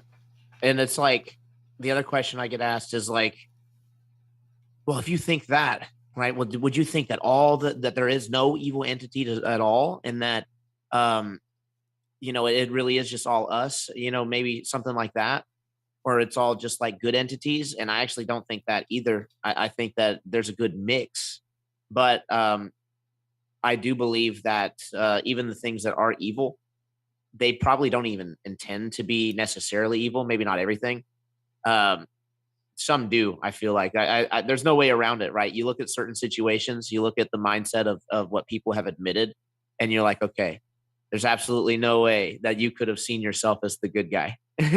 But in any case, that being said, I think that everything is ultimately working towards the greater good, and you can say that that's a divine principle or the work of God. I tend to think that it is the work of a divine creator that is expressing all different things that are possible through us.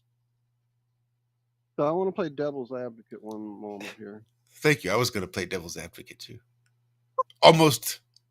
Never So mind. You go ahead. If there was a system in place that we set up before we got here, and I fully agree that, you know, we all agreed to come here for reasons, personal and community as an evolution of the human soul. But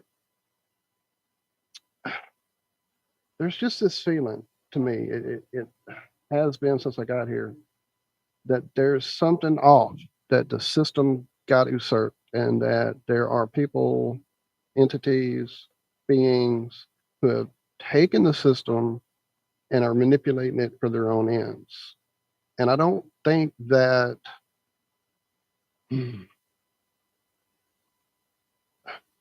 it's as cut and dried as there's good guys and bad guys, but I don't think it's as simple as it's all a gray thing either. Because, I mean, I had these conversations with a few people back in the community of the UFO. Again, I hate to bring this up, but it kind of goes back to these dark beings who are doing things to us. You know, these creatures abducted people, genetically messed with people, children disappeared out of ladies. I know personally. Actually, can I interrupt you for just a moment? Yeah, absolutely. Go ahead. What you're speaking of is actually really important, because there has been this misconception that that particular thing that you're talking about was aliens or some dark entities. It actually has been, and I'll have to go back and find the sources if you don't have these already. But it's actually come out that it was our own government that was the one doing that. Into it. Oh, absolutely. But they're the only, to my understanding, they're the only ones that did it, and then they passed the blame off on the so-called aliens. Interesting take. I have to beg to differ, but that's fine, because again, I've been dealing with these things for many years, for many different ways, different faces they wear. And then when you talked about the creatures that came and stuff from the movies and the TV, I don't read that as, oh, he just watched too many scary movies. I read that as they pick up on your shit and use that against you in these attacks. 100%. I mean, we're told that how many times and how many sources. And again, this idea that we all came here for reasons and built this place to come to, it just feels to me like, while we could have agreed, okay, you group of people are going to be the bad guys, and you're the ones we're going to play off of, or what's the point of being here? Power, absolute power corrupts. Absolutely, is just not a silly phrase. I don't think I've seen it happen in life, and I've seen it happen in people I know on these shows. I've seen it happen over and over. Stanford prison experiment. Thank you. I've seen people do things to other people horribly just because they were told to. So I don't know. I just feel that there's levels. I mean, this isn't cut as dried as I'm even making it seem, because there's so much to this that I can't even really put into words. But the idea that, you know, there are some people, there are some entities who agree to be the bad guy. I get that. I don't know. Go ahead, Cammie, go ahead. I was going to say, we all, again, that's something that a conclusion we all jump to, but in ancient texts and that, the jinn and the demons and that, there were good demons and bad demons and everything. It's like everything else, it's a choice amongst it. So it's a choice within. I don't think that there's something that's something inherently bad. I think people they choose to be inherently bad, or they choose to be inherently good, and they run with their choices and feed their choices. And again, there's power in the dark side. If you feed your ego, you feel really good, and you feed it, you do more. But I think it's the same with your different levels of shadow people and with your levels of demons and your jinn and your words going on. Instead of saying they're bad or good, I think there's potential. It's a little bit more nuanced. They have potential for good, bad, and change. That brings up another question: can they change? Yeah, Do they need to change? if they choose to. Is good That's and bad It's like is good and it's bad like a the human lens? I mean, we're calling come them good, we're calling them bad, we're giving them these Right. attributes. They right. had to have But cause and effect. Uh-huh. it's Right. almost like the whole political false dichotomy. Uh-huh. We are assigning these only two choices. This is what it is, and this is what it is. And it's like having a Right. conversation with Absolutely. voters, and I'm watching them. I like Biden. Nah, I like Trump. And then there's me going, what the fuck are you guys babbling about? And it's sort of how I feel maybe some of these entities are. They're, oh my God, some of these entities Also, are we've good. been culturally Motherfucker, I'm dumbed just... down to Go have ahead. a good guy and a bad guy. That's our cultural dichotomy. That's what we have to We're play with. taught, Good guy, yeah. bad guy. One team against the other team. That's what they have us all believing. But yeah, it's fully the biggest psyop ever, probably, that has us convinced there's only two choices. And if we can farm soybeans and we can genetically modify and manipulate soy and the environment in which it grows and make things just for our benefit, no other reason, we can completely mutilate the genetics of this living organism solely for our benefit. Does that make us evil? Are we evil for eating soy? I mean, it's gross as fuck. I'm not give you that, but Hey, my family's made a lot of money growing soybeans. Just saying. People in so my family have made a lot of money. if somebody comes making that. along and farms us and genetically modifies us simply for their benefit, and they're able to make lots of space bugs or whatever the fuck they have, you know what? Does it make them evil? Opened up a can of worms. From our because point of view, yeah, that's real fucking uh, evil. What are you doing to us? And they're like, well, not even dude, I'm just These are the trying to cries of the survive. carrots. The cries of the carrots. basically the opened up the screams of the conversation carrots, into the main tenet of Satanism, essentially, because what Satanist basically boils down to is that it is true when you look at nature that might is right, and that all the relationships that are formed are basically for selfish reasons at the end of the day. And so they also go by the philosophy of if you love everyone, then you can't really love anybody. So it's like it's really animalistic in that sense. And and I wonder where we do get the idea that we're so much different than the animals when we're committing so much atrocities to one another. Well, that's when it all comes down to, I don't want to call it prayer, even though that's what many cultures call it. They pray over their food. And I don't pray to the creator. I mean, I'm always thankful that the sun comes around and this whole place exists and it's doing what it does. It's been a really cool journey so far. But life feeds on life. That's just how it works. There is no, that's the one thing What about that breathing? drives me. Yeah. I don't know. Is that, and you're still, I mean, are you still, you're feeding on the life of whatever that I guess. force is, whatever that Yeah. life force is.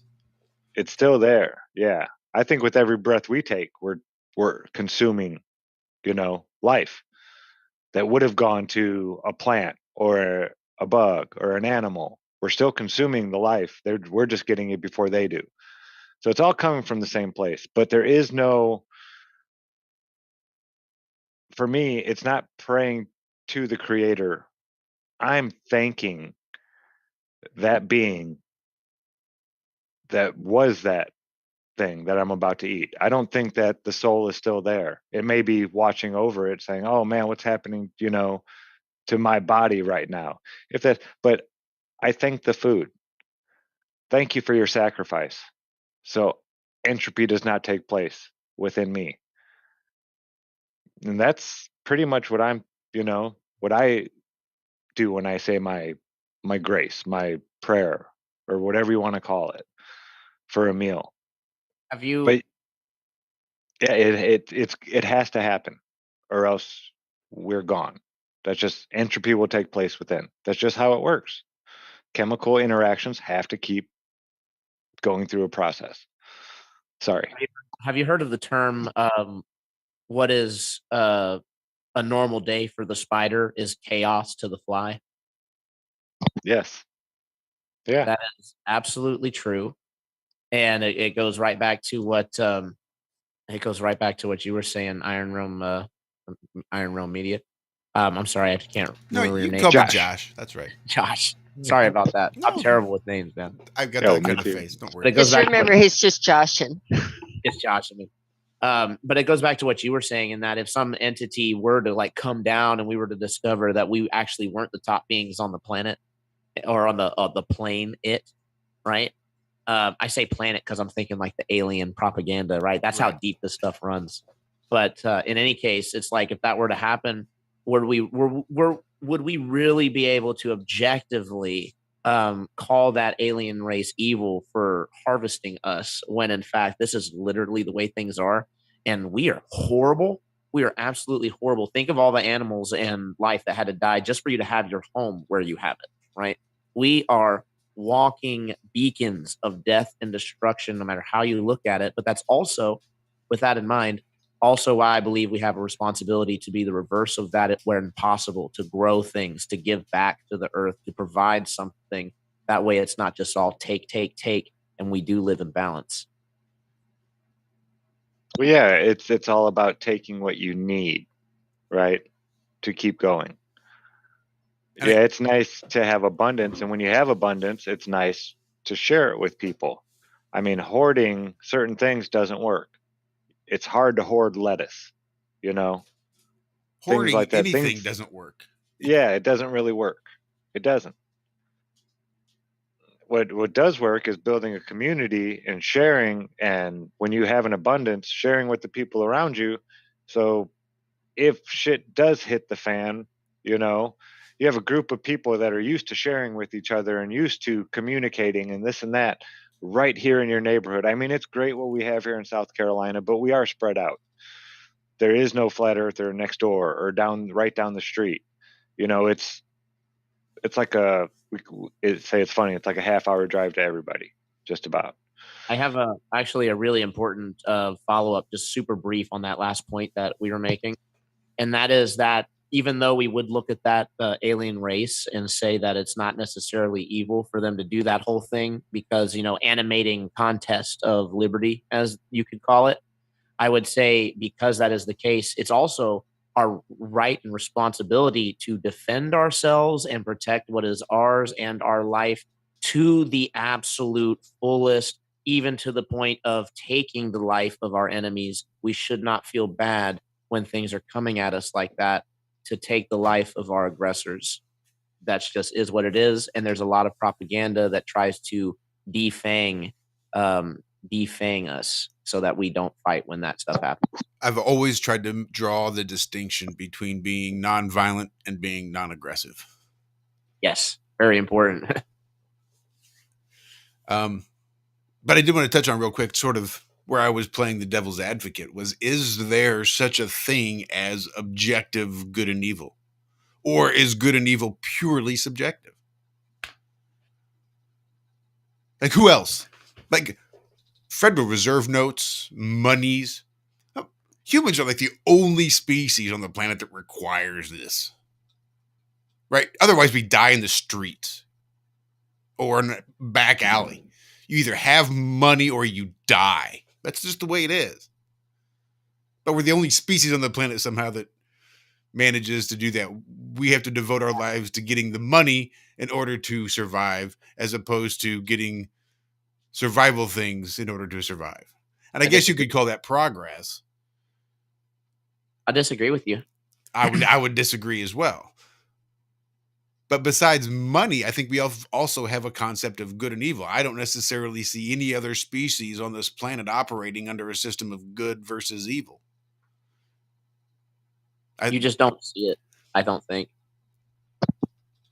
So I don't buy into this whole idea that like the animals are like super different from us, and that's because I spend a lot of time in nature. I've seen the way that birds act with each other and other animals. And although yes, I do agree, just like in the our population, there is horrible things happening. There's also the reverse of that. You also see instances of actual love, selflessness, real communication between animals. Not just that, but between animals and people. Me and my wife would both vehemently agree that when we have spent time with the animals in our backyard, that we can have little conversations with them and seemingly have a general idea of what's going on in their day to day. It's really remarkable. That's 100%.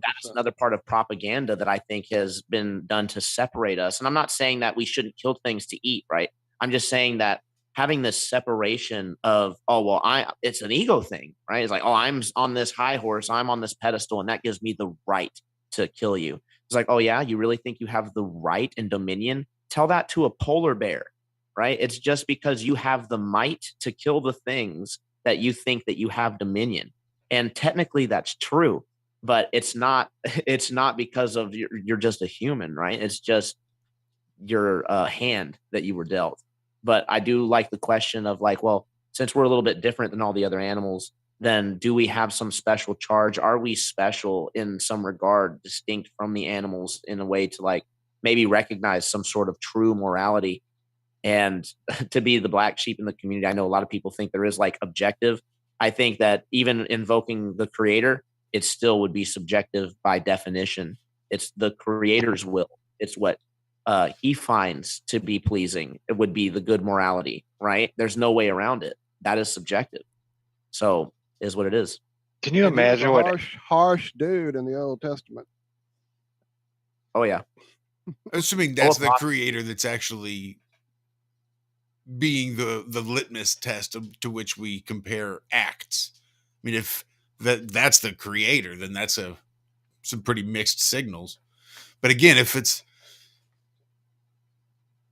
something we could actually point to, we're pretty limited as far as like evidence of a creator being the ultimate judge of morality. Because I don't see where that is happening. You don't see the might is right being the ultimate morality? That's obvious. If that's the ultimate morality, I suppose. It's the obvious morality. So then whoever's strongest is best, right? So if you're weaker, then you're just you're evil. It's literally how it works in reality, unfortunately. Well, in nature. In reality, there was this one guy called Sam Colt, and he kind of changed all that real quick. Oh, let me hear it, dude. I'm actually unfamiliar. Sam Colt created the first 6-shooter. The great equalizer. That made all men equal right there. If you have one of those on your hip, it don't matter how big the guy is. You have six life enders right there if you know how to use it. Look at Bill Gates. So explain Bill Gates. Not strong. That's where you guys are misinterpreting. It's so the way the saying actually goes is that not strong. We're interpreting might. Yes. Right, power. Right. What is power? And there's a book that people can read called The 48 Laws of Power that goes through how all the world leaders, and the ones who really waged war got to their positions and held them. And pretty much it's a popularity contest, for lack of a better word. It's like whoever had the most charisma was able to basically be an effective leader and keep themselves from being killed by their people. Also, if you were very effective at a skill that nobody else had, then you were also protected. So that was another really key way. And most of the time, if you were really good at a skill, you weren't the king. You were an advisor. So the most powerful position people think is like to be the king, but it wasn't. It's to be the advisor of the king because you get to make the decisions without having any of the responsibilities. So it's really important that people understand the dichotomy of this. And I think it's interesting that I'm the one to bring this kind of stuff forward because my family name, I won't go into it too much, but my family name actually goes all the way back to the advisors of the kings of Ireland. So it's like, I don't carry any of that royalty. My actually, my great grandfather escaped slavery, was from a workhouse coming over to America. So it's not like I come from a silver spoon. But I did find it interesting when I looked into my family history and the name, where all that came from. So in any case, I think that, kind of losing my train of thought. Guys, help No, me. you're exactly right. The advisors. I mean, that's what I would consider the Federal Reserve, the Trilateral Commission, the Council of Foreign Relations. These people are all just advisors to countries. These aren't the rulers. These aren't the people you get to vote in. So here's the way it goes. The strong rule the weak, and the smart rule the strong. That's how it's always been. That's how it always will be. There he is. Jeremy's back. Awesome. But yeah, So you're that's how exactly it'll right. always be. Go ahead, Walter. So might is the opposite of strong, is what we're saying. No. No. It's a variable that has nothing to do with the actual power equation. Maybe it has a little bit to do in just like the physical attribute, but like Zach just pointed out, once guns and modern weaponry kind of came into play, the idea of just who was physically stronger wasn't really it. It was always who was going to be the smartest. And mind you, the kings and advisors that have been playing, this chess game have always known this. I mean, if we can watch a dumb Hollywood show about how kings and advisors are like double bluffing each other and doing all these like backhanded tactics to take over nations and all this shit. If these dumb Hollywood writers can think of this stuff, why wouldn't we think that the actual rulers of nations wouldn't have been able to think of this stuff?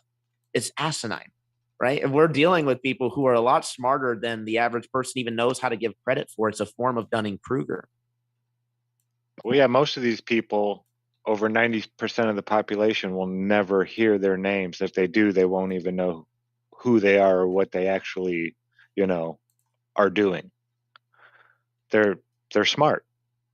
The people, in my opinion, the people who at the very, very, very, very, very top, we will never hear their names. You won't see their names pop up on the internet at all.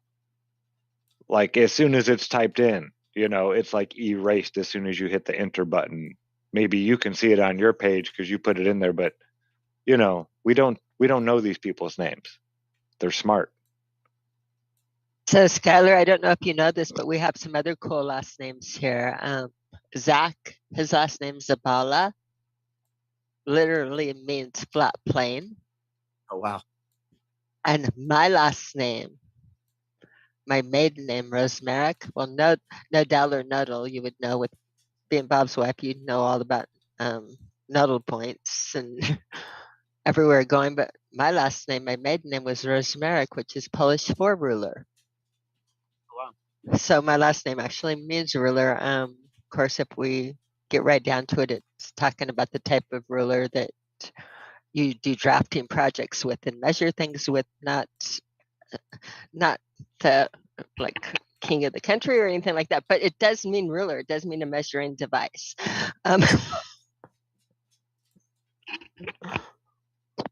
So yeah. I don't know Walter, Josh, to those, but yeah, it's a cool last name thing. And nodal again, the nodal points, the nodal points. I've always loved that. I have to maybe do it.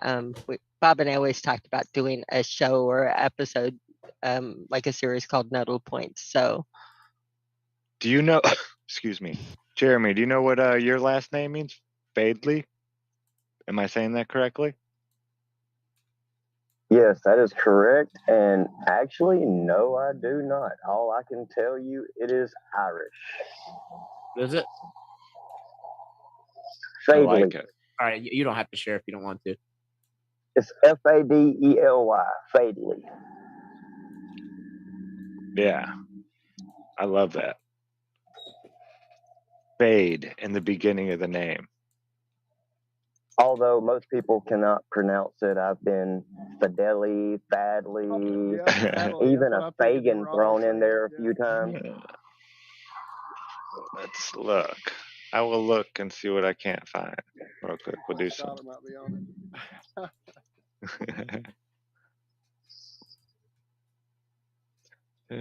Fadley. Woodland Surname. clearing, Old English from Fadilly, 2Ds. That's from Well, Ancestry. that's cool. Yeah, I'm finding the surname Fadley was first found in Yorkshire, where they held a family seat as lords of the manor. Nice. That's going back to like Anglo-Saxon times, 1066 Battle of Hastings stuff. Wow. Dang. That's pretty cool. Lords of the Yeah. Manor. That'd make you a good person, not an evil person. That's a good thumbnail. That is. Lord of the Manor. Surname across England, Scotland, and Ireland. Although I liked Woodland Clearing better. It's the 17th most popular name in England and the 22nd most common in the United States. Really? It's wild. Yep. Yeah, it's wild. Yeah. I've never met another Fadley that I was not kin to. Yeah, but you think about it. Can you name 21 other surnames? I'm sure you can, but there's a lot of people with the same last names out there. Yeah. Smith, Jones, Johnson, James, you know. Mine's a pretty common last Yeah. name. Yeah. Walter's got a common one for sure.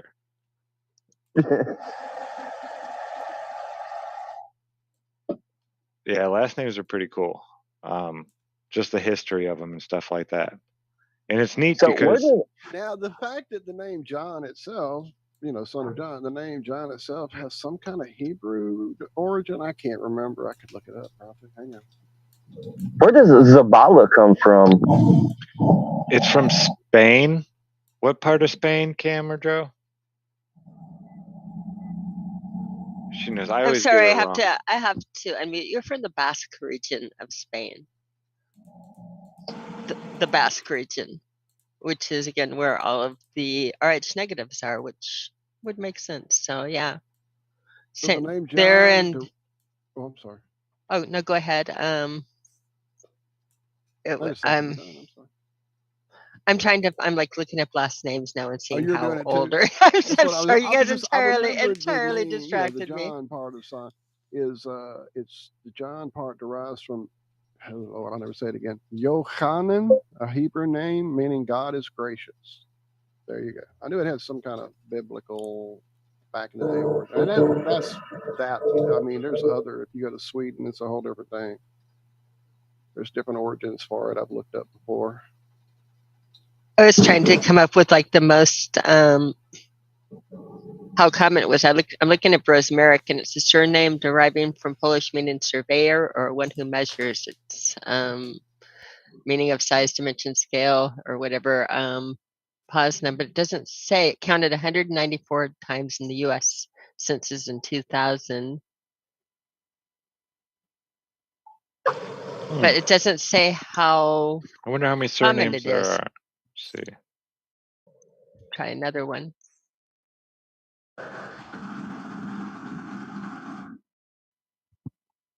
Wow, 5,095,698 unique surnames in the United States. Wow. Wow, and your last name Fadley is 22nd most common. That's crazy. That's crazy. Mine is the second most common. It is literally behind Smith. I'm pretty sure. Yeah, there's our coat of arms. I've looked it up before too. Rarest last names here in the U.S. Hartal is number 1. Tartal. Thronson, Torsney, Tuffin.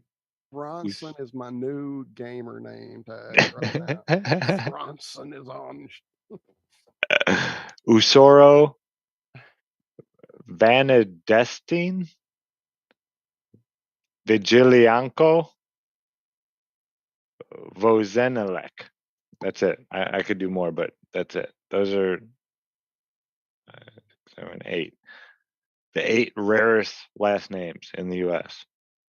Tartle, Tartao, number 1. Never met anybody with any of these last names.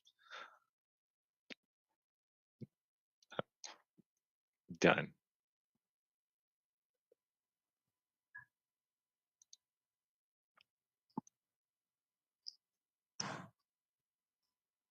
All right, I'll do it. All right, we're up. I know we're entirely off. We play a game where we all be quiet and see who breaks the silence first. And you guys both did extremely well, so I'll lose. I concede.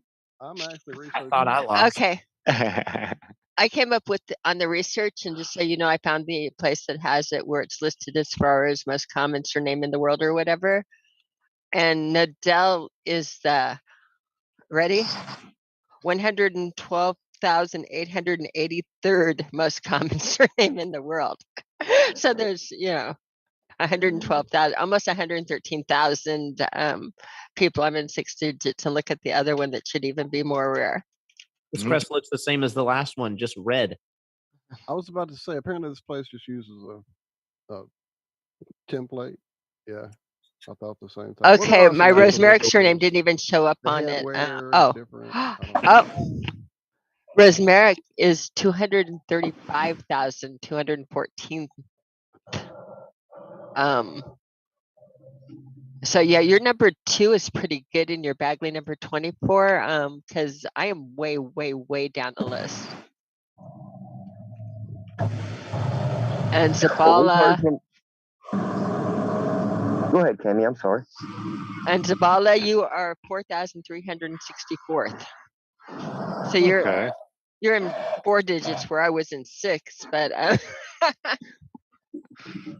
yeah, I know it's a very common Hispanic name, they say, or Latin name in the United States. It's not Hispanic, it's Spanish. It's actually in Spain and over there. It's in the and into the Philippines. Johnson's surname in the world, you're 173rd for Johnson. A grove of evergreen oaks, and also has the meaning of flat plain. Yeah. So I hate to be the bearer of bad news, but I have about probably 15 minutes before I have to cut, since I'm doing a True Earth debate tonight at about 10 o'clock. I got a couple things I have to get ready for it. But absolutely, man. And we're not like picking you with our research on people's last names. What are you doing your debate about tonight? So this is a classic True Earth debate where I dig through the dredges of TikTok. So whatever TikTok decides to bring to my doorstep today, I'm going to be quicker about kicking people who are useless. An hour after we lose you? Is that what you're saying? Right. I just want to make sure we get over there and hang out if we can. So. Oh yeah, absolutely. I'm going to be streaming it, of course, but it is going to be on TikTok. So unfortunately, nobody will be able to join it unless you have 1,000 followers per TikTok rules. But if you do, feel free to come kick it while we school some Globers. I haven't talked to my chick yet, but she keeps trying to get me to go because she sees all the stuff that people are doing. So y'all got it covered. I do enough here. Skylar, can you, before you leave, I'm going into, in case anybody else in the show chat in here, but hold on, to everybody type message, because I do not do Telegram, and I want to get kids. Do you text? Yeah. Austin Thompson has my phone number if you want to just grab it from him. Okay, I'm actually just sending it to you in the show chat. If you look at the bottom of the, if anybody else wants to call me, they can. But if you go into your meeting chat right here and bring it up, you'll see, can you go to the bottom where it says share screen and that and it says chat? You'll see from me phone number. I got it. Let me get it in here. Do we have any elevator? Oh, never mind. Oh, we can do this later. We have the aloe. Before you, go, Cammy, go. Oh no, we don't have any that are not. We don't have any aloe vera. I have not cut myself in a while. We don't have anything in process. You're going to have to take a tip off of the plant, but the plant will handle it. It's very robust. That's why it's there. No, that's what the plant is there for, Zach. If you don't do it, I will. I sent you a message, so. Oh, thank you. Oh, isn't that funny? Now I have to just find my phone. Excellent. One other thing I did want to say is that in regards to the whole shadow people thing, I think the best advice that I can give to somebody in that situation would be to take a deep breath, relax, accept the possibility that whatever you're dealing with might not be purely evil, and actually try to engage in honest and earnest conversation slash introspection and see what kind of result you get.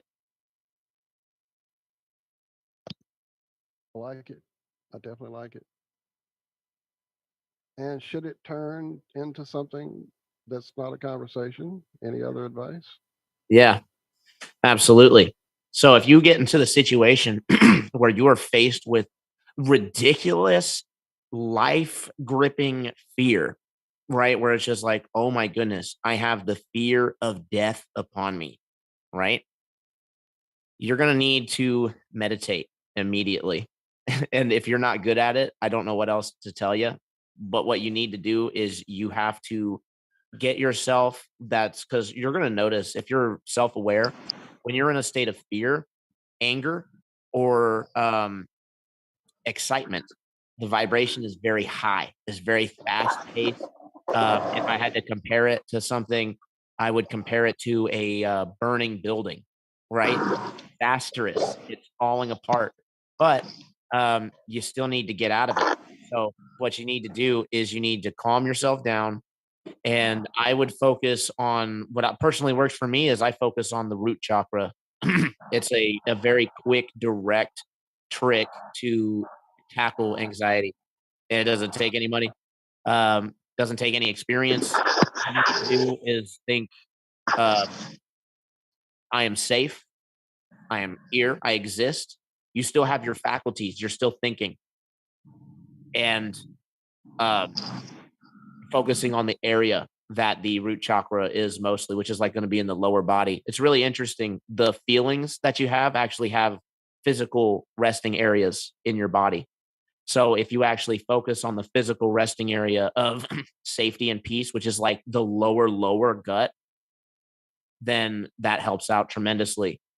But if that doesn't work and you're still faced with deathly fear and you really don't know what to do, call in for help. Find somebody else who has experience in dealing with something like this and ask for some assistance. That's the best I got for you.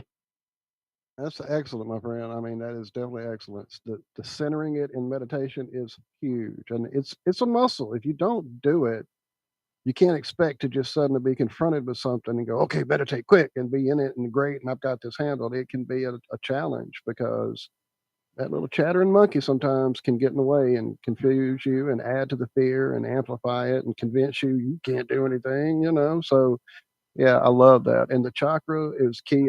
I have a whole thing I've worked out with the chakra system over the years as well. And like I said, I've done a lot on this here, so I didn't want to get into it too much. But I'll just send the little document I found over the years that kind of put it all in one place conveniently, all the stuff that I've kind of had found. And I'll drop it here in the chat for you. But yeah, man, the chakra, the meditation, those are huge. And the help is out there. I mean, Colin, reach out to Skylar here, reach out to me, reach out to Jeremy. I mean, all of us will help you with love if we don't have anything else. Look at Josh dropping that link already. You the man, brother. That's the same link I would have. Reach out to me. The reaching out and asking for help, I think, is yeah, that's what I'm saying. key. There's so many people here that have so many different There are ways people to that approach it. are here to help, and the anxiety attacks and the different things, the reaching out and the recentering, it's key. Crystals, It's key. the healing techniques, The healing techniques, learning body how technique, like what you consume and how you approach the appreciation for the food. We talked about that. I mean, all these things are hugely key to it. And go out in nature. We are Yes. supposed to be in and ground yourself. Walking around barefoot. Man, I did it earlier today, right after Yep. the show. I went out to the creek and I was out there on the rocks and just barefoot and getting in the sand and then the water a little That bit, you inspired me know? to go do the same thing. I didn't go to a creek, but I went out after we got off the phone and I did all my stuff and I went walking barefooted. And then I did the same thing before the show this afternoon. And I was so much more energy. I didn't even drink a coffee. I'm sitting there drinking a fruit juice thing. I didn't even drink coffee and I'm all, the gas helped, but I'm definitely energized after that. So yeah, that's all key, man. Definitely. Yeah. And I would like to also add prayer. Prayer also works, and mind visualization, like with white light and green lights, that those work tremendously as well. Yeah. Oh, yeah. The white light visualization. I don't know who first brought that up. I don't know if it was Walter where I first heard that. Maybe on an ironwork show like years ago, like I've been 2015, on about it a while, so it's 2016. quite likely. But I started trying it, and yeah, that is tremendous. And it's wild. The more you do it, the brighter you can get your light to be. And yeah, just close your eyes and become a light. See nothing else but this light and try to make it bright. It's not as easy as you think, but once you start doing it, it's like meditating almost. You're focusing all of your potential and your energy into one spot and just focusing on that. Last juicy bit I wanted to drop before I headed on out of here. So thanks again, by the way, for having me on. It's been a great conversation, really insightful, and I hope the chat enjoyed it as well. Thank you all for joining us.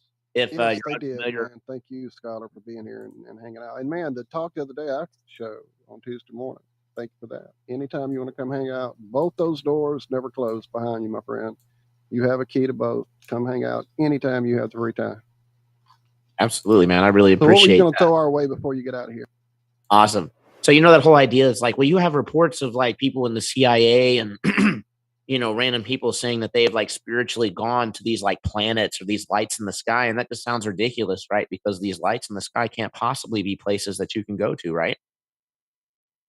Well, the thing is that there is actually an occult technique where you build a astral temple. It's not talked about very much at all in public open circles. So one of the things you do when you learn astral projection, when you learn lucid dreaming, because it's a process of becoming really aware, and then when you start to be able to manipulate your reality a little bit, if you're into the occultism and you're trying to call some of these entities to actually have conversations in a more real context, then you actually build a place for them to inhabit, and not just them, but people who are also astral traveling as well. So like anybody can come who knows how to astral project and can come check out your temple and can see the same things that you visualized out and built.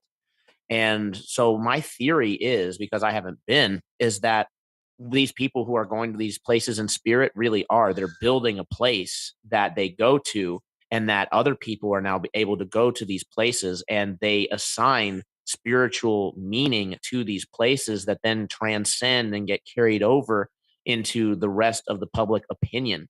So, for example, that's why you have the metaphysical idea that like Venus is the planet of passion and of love and fire and enlightenment. It all comes it all comes back to that spiritual significance that was assigned when people went there in the astral. Which one of the people who did that supposedly would be Edgar Casey, and I'm not talking about the CIA director, somebody completely different. He actually No, I know supposedly, Edgar Casey. yeah, he supposedly mapped out the entire astral realm and the different layers of it. And I'm still not done digging through that research. But if you like this kind of Good content, luck. definitely check it out, because we're going to be doing a deep dive into Edgar Casey's work here pretty soon. But Dude, yeah, that's so awesome. I can't wait to see that over there, Skylar, man. I'm really excited about having met you, and the stuff you're talking about now is like breaking my brain, because for me, one of the hugest hurdles besides NASA and growing up in the realm of it being on TV 24/7 was the fact that I'd been to these planets in my astral travel. I'd been there. I'd seen these places as I zoomed past them. They are real for me. So how can it be a flat plane? So that was huge. And what you just said is amazing, man. That's amazing. yeah, that was one of the big things that because I had some friends before I had really done like my heavy tripping. I had some friends that were big into DMT, and they were one of the things they were telling me about. They were like, man, how can you be into flat Earth at all if the planets are round? They actually showed me Edgar Casey's work. And that was one of my first thoughts is like, well, it's astral. I mean, you could do anything. You could make it anything in Anything, astral, dude. absolutely anything. That's why I finally got through it with my working through it back in 2016, 2015, whatever it was. So yeah, definitely, man. I want to have more of these conversations, and I definitely plan on seeing what you're doing with the Edgar Casey stuff, man. Because it's been years since I've read anything, and I kind of had to just get out of it because you can literally get lost for a lifetime in his stuff, dude. He had so much output; it was incredible. Yeah, it's a little bit to decipher too, because there's a part of me that feels that there's going to be some disinformation in it. So it's like everything, of course, you take with a grain of salt. You take the good, leave the bad, and you try to form the best conclusion that you can for reality. But that's my time, guys. I'm going to go ahead and head on out. I appreciate it. If anybody out there is unfamiliar with me, go ahead and check out my channel, check out my website. We also got some pretty cool merch. I do some good designs, I feel. And we're trying to make a fashion statement with the Flat Life shirts. We're brand jacked Salt Life. So enjoy that. It's pretty cool. And every purchases go to support the show and makes it so that I don't have to come on and beg for money when some emergency comes up, like my cat getting sick. Or I actually just told the boys my piece for my herbal medicine has just broke. So if you guys don't want old troubling the smoke and squalor, then you could, of course, send some love. I do appreciate it. No, it's been an absolute pleasure, Skylar. Anytime, yeah. Please just come sneak in some Friday night when we're least expecting it. You're always welcome. That link will always be the link. You need not. So you have it now. That's right. It was a pleasure to finally get to meet you, and I will be definitely looking at your channel more. And thank you for the great attitude and the smile. We love the energy. It goes a long way. You guys would never know it by talking to me now, but if you looked at me back in like high school, it'd be like you wouldn't even recognize me. Like, who the heck is that kid? That guy's got 0 in charisma. But I went through like grueling sales training, and it really helps out a lot. Definitely do not downplay that. People are like, "Oh, you're just learning how to scam people." No, you're actually learning how to use discernment so that you can now. Like all this other stuff, once I learned sales, like that really started falling to the wayside. Like, okay, that's a sales tactic. That's a sales tactic. That's BS. Mm-hmm. That's BS. That's emotional appeal. That doesn't actually answer my question. And so, yeah, it's been really, really key. It's been really key in my development. So sales and marketing, I definitely recommend learning that. And you can learn it within like an hour on YouTube. So you don't need anything super particular to know the basics to get a really good grasp. But yeah, other than that, I appreciate it, guys. And I'll see you guys at 10 p.m. over at the Troubling Tribune. Peace. Sounds like a plan. Links are in the description. Everybody make sure you check them out and head on over there and show some love. And always remember, you've got to have them both, right? You can take the good and you can take the bad. You can take them both. And there you have the facts of life. The facts of life. The world never seems to be living up to your dreams. Up to your dreams. Oh, did you actually put it? Facts of life are all about you. I think you've got There you everything go. except his YouTube, man. Y'all are scaring me. I'm just saying, y'all are scaring me. There's a time you gotta go and grow your. There's a time you gotta go and show you're growing. Now you know about the facts of life. Wow, you're getting deep, dude. I sang the part I remember. Like that was it. I love that show though. And Give Me a Break. Remember that one? Nell Carter shaking the vacuum cleaner. Man, they don't make TV. This is really, really sad, but like with these, I think I'm too old for them. That when they came out, I was already Facts of Life and everything. I was already too old, and children Kind of were too robot. young. And are you away from your computer? No, I'm right by it. Maybe it's maybe Is it's that just me, or do you guys hear that It's too? a little bit of crackly in the. Am I roboting? It's Not just like roboting. crackling, Yeah, not roboting. It's crackling. A snap crap on it. Okay, but it's been. I mean, I've been on Okay, it just headphones a kind of while. cleared up. It just kind of cleared up. There you go. Okay. Maybe somebody was All running the right. microwave Yeah. or the vacuum cleaner.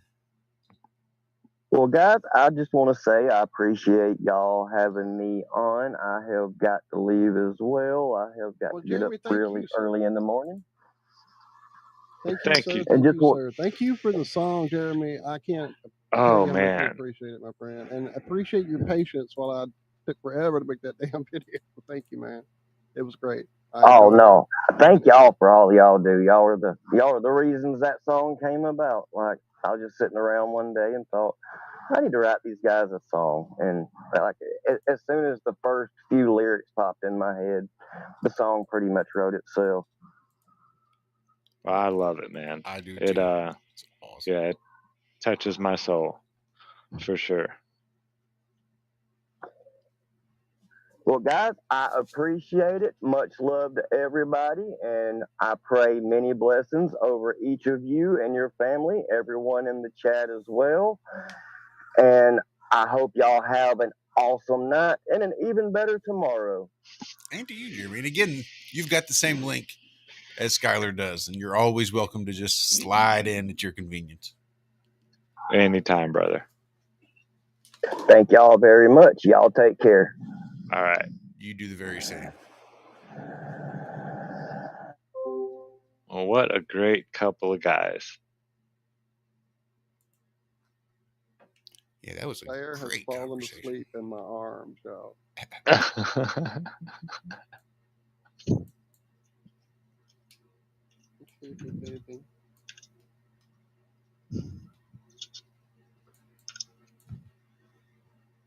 So what you got coming up this weekend, Josh?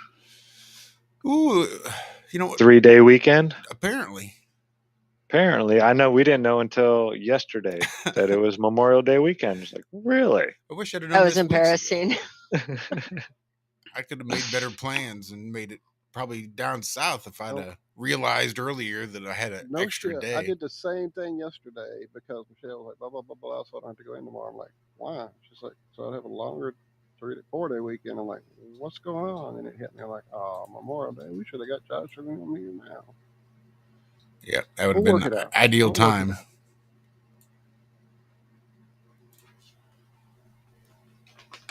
That would have been it. I was completely out of touch. I'm doing age checks in the chat right now. All right, Joe Mama, I'm asking anybody because you guys are all doing Facts of Life and I'm feeling really old. I'm thinking Romper Room. Anybody else remember Romper Room? We have a couple people in the chat. I see Cammy and Josh. My gosh, Cammy and Josh. And what about Captain Kangaroo? Captain I can't get any phrases, but I Kangaroo. remember it greatly. And Mr. Green Jeans and the clown. What was the clown's name? Karen, you remember Romper Room? Not the original. You would have been, yeah, the talking clock and the. But I was really, really happy. Times that I was happy to be old was when I missed Barney. I missed the whole Barney phase. It was fabulous. My friends that had children at a reasonable age, they all had to go through it, and it's like, oh no, not me, no Barney. But yeah, Facts of Life was one of those I was happy to miss, and yet you say Zach was a good show. I know it had like characters like Tootie and Blair and that. I didn't really watch, but you really thought it was good? It was an age thing, I can assure you. I'm almost certain. It was better than everything else that was on, probably. Of all of the other things that were on the channels at that time slot, it was probably the most child-friendly. Yeah, the first thing that my mom said that I really liked was Batman and Robin, the old one from whenever that was, the 60s or... Oh, yeah, and then... Yeah. Those used to give me nightmares. Those for sure gave me nightmares. I had to stop watching Batman because I remember like he was always getting ready to die, and I took it so seriously when I was 4. It was horrible. I was Batman, my supposed imaginary friend. I think my mom's crazy. I think Steve was real. Nanu, Ted. Nanu. Nanu. But yeah, that and He-Man. I was really big into He-Man. I wanted my own castle, like He-Man had. I had a beanbag that would turn into a rock immediately after He-Man was over, so I could go and lift it because I was so strong like He-Man. Small wonder. There you go. How's that for some conditioning for the AI Small takeover? wonder. Steve Austin, astronaut, man barely alive. That was my jam. I would tell everybody I was the $6 man instead of the $6 billion man. I just left the billion part off. Yeah, I'm Steve, the $6 man. This was 2017, mind you, people. Oh, the stories that I heard about me when I was young. And they used to dress me up. I was like a doll to my older sister and my brother. They'd put funny wigs on me and sunglasses. I have one, I look like Jimi Hendrix. I got a big afro with a scarf tied around it, big shades on. Yeah, I was like a toy when I was young. What? I see you, Sarah G. Mutual of Omaha's Wild Kingdom. That was my jam too. Harry and the Hendersons. You notice how your boy always sent Steve out to wrestle the alligator or take the puma out of the tree or get the monkey off the bed. And he never was out there doing it. He always sent Steve to do it. Wow, get smart. Alf. I remember good. Alf. I mean, and that's no subtle thing. I mean, what's Alf's favorite food? Cats. Yeah, me too. Not for nothing. Me and Alf. We're right there, baby. Addams Family. Yeah, I used to love that show, the old one. Man. Mr. Belvedere. Dude, there's a song. It used to be my ringtone. I can't think of it right now, but when I play, I'm always singing the part, and I always want to say to Mr. Belvedere. I don't know why. Whoa, what is that? Oh, is that It's Perry the Platypus. Perry the Platypus. This is like when you're a parent and you don't want your kids to watch Barney, you introduce him to cool cartoons like Phineas and Ferb with Perry the Platypus. Perry the Platypus. There you go. What noise does he make? I can't do it, but it's very cool. Yeah. My son made his first app turning 8. He liked the sound, and he made an app that when you touched on the picture of Perry, it would make that Perry the Platypus sound. Yeah, I know. It's very cool. Did that at a very young age. Oh, Monty Python. Yeah, see, I didn't see Monty Python at Jared's first. on our side, Cammy. I know it, isn't it? I would watch Benny Hill. We didn't have Monty Python on. It's like Benny Hill, like late at night. Well, 9 o'clock was late at night for me, you know. No, it was late at night for us on our PBS. How old were you? Puberty? No, young, like 7, 8. I couldn't wait for the little chicks running around in the bikini scenes. Yeah. The guy with the fish just comes up and slaps the guy in the face with the fish and doing some dance. Oh, my goodness. The Munsters, Columbo. I watched a lot of Columbo. I watched the Magnum PI. One more thing. I saw Night Court up there, too. They started Night Court over again. Yep. Well, it's not. I mean, it's not over. It's like it's a continuance. Yeah. Like John Larroquette, still the prosecutor, I believe. I think it's Harry's niece or some shit. I think it's the sitting Harry's judge. not there though, right? No, it's the actress is playing his niece. It's supposed to be like his niece or his daughter or some shit. That's now the Night Court judge. Bull's not back yet, but give it a few seasons. Fletch. The Far Out Space Nuts, brother, with Bob Denver. Lunch Launch. I said lunch. Dude, I love that show. Full House. Watched a lot of that. MacGyver. Dude. We used to play Mystery Science Theater 3000 with MacGyver once we got like 14, 15. Just to piss off my stepdad.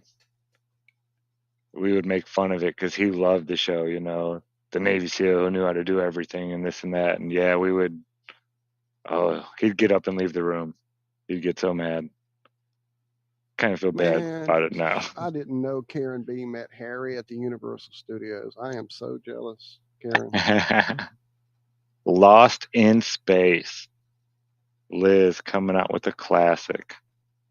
See, I didn't get to see a whole lot of those either. It was on during something else. Man, I really that I liked watched. the idea of Space 1999 when I was a kid. I really liked that there was a show on PBS called Space 1999, and it was space. And I would sit and watch about the first 10 minutes and get bored out of my mind and quit watching it. I never could sit through that. Do you know which one I really liked was Johnny Quest? I mean, Johnny Quest was the best. That was excellent. That was also a Saturday morning staple. Yes, it was. And it was also a later in life when it became like the early days of the internet, whatever that cartoon shit was. Not Cartoon Network, but who was always showing the cartoon? Oh, Turner Network would always have it going. And that was a wake and bake one for sure. Early in the morning, they would show like 3 or 4 Johnny Quest back to back. They were great. And what about a little Underdog? questionable, that relationship with Steve and Dr. Quest. I'm just saying. Yeah, they would play Underdog. Wasn't that Hanna-Barbera?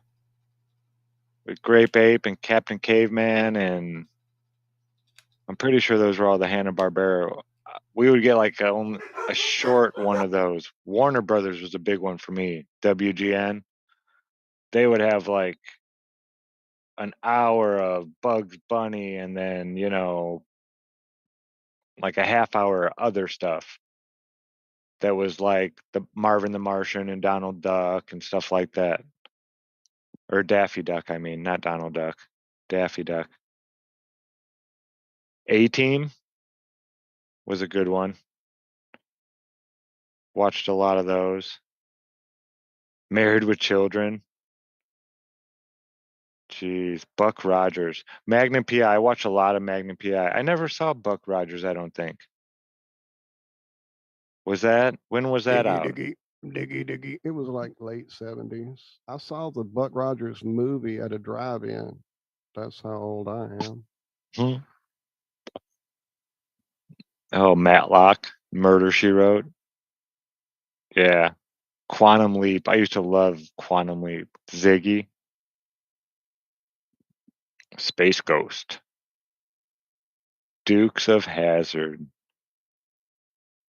Even if it was just for the song, 16 dude. Alpha V, Wonder Woman. I loved that show. I had a crush on her in the biggest way. But do you remember the Wonder Woman TV movie that came on before the Wonder Woman show that had a different actress? It was Mary Lee Crosby playing Wonder Woman. Go look it up. It's nuts. Wow.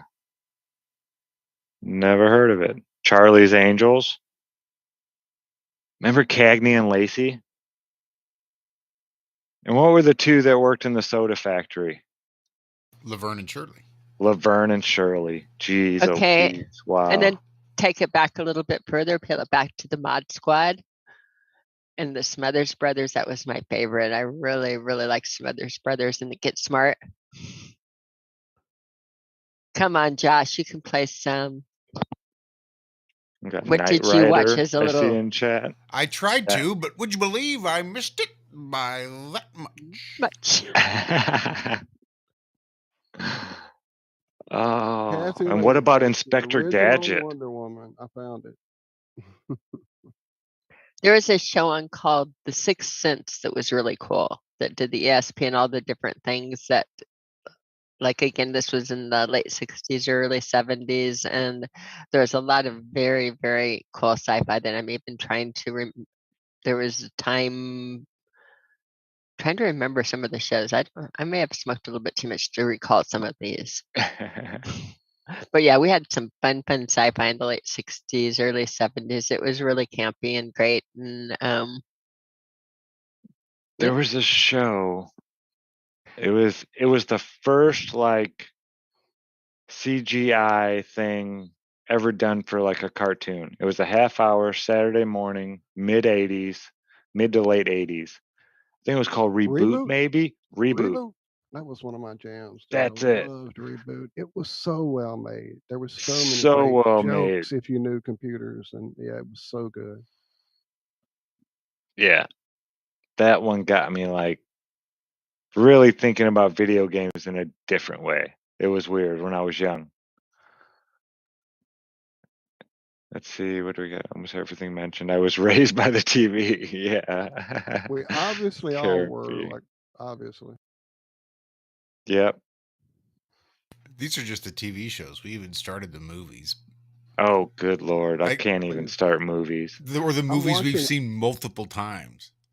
I'm watching the airport movies right now because they're on Netflix. Has anyone done that just for the shits and giggles? Because I grew up watching those. I saw 2 of those at the theater with my family. My uncles and aunts all loved to take us all in groups, and we'd go and take up the whole section of the theater. And I saw It'd probably be like 6, 7 years for me, 7, 8 years, something like that. I remember doing it.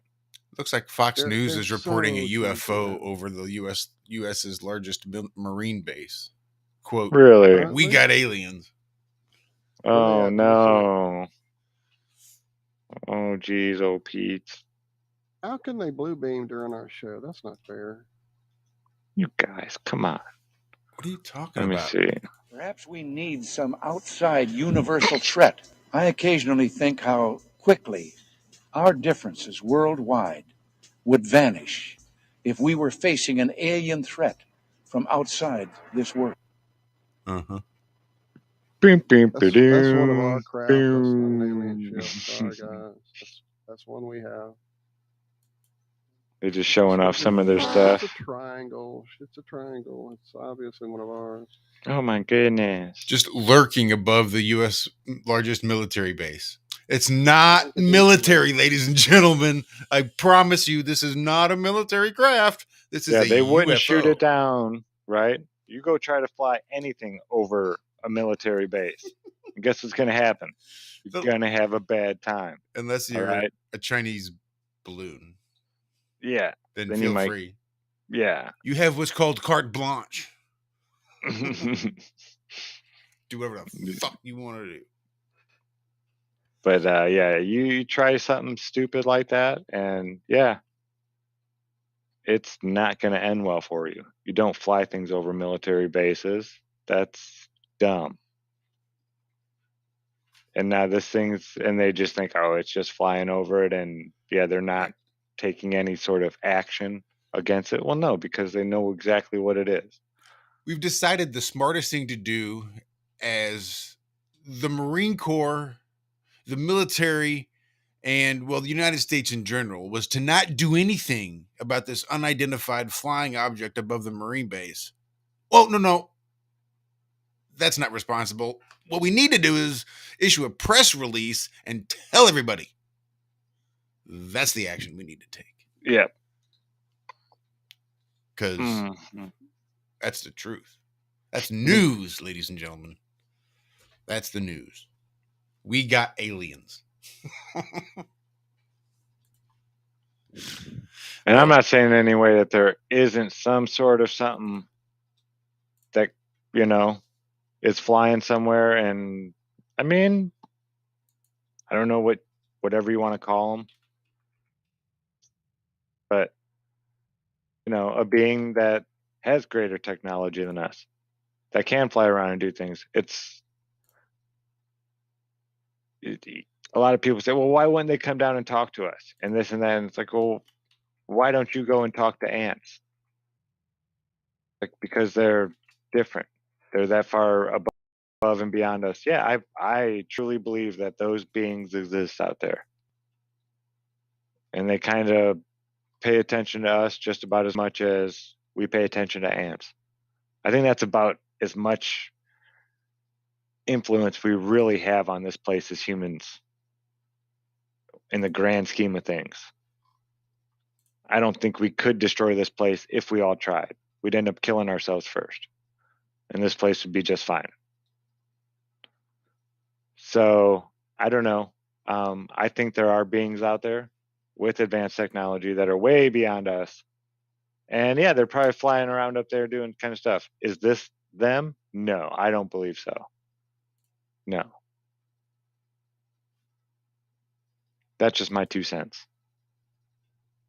Well, we didn't really get into it, and we were already 8:20, so I hate to get too far into it. But that would have been where I would have taken this next. Is okay. So we've gotten rid of the globe and the far distant aliens from another place, but there's still people that are here doing shit. And I mean, I know the government were involved in the whole ton of that, but no, baby, stop. But she's stepping on my keyboard. But yeah, the whole idea of being from beyond where we are and having more advanced technology, that just seems like a basic given to me at this point.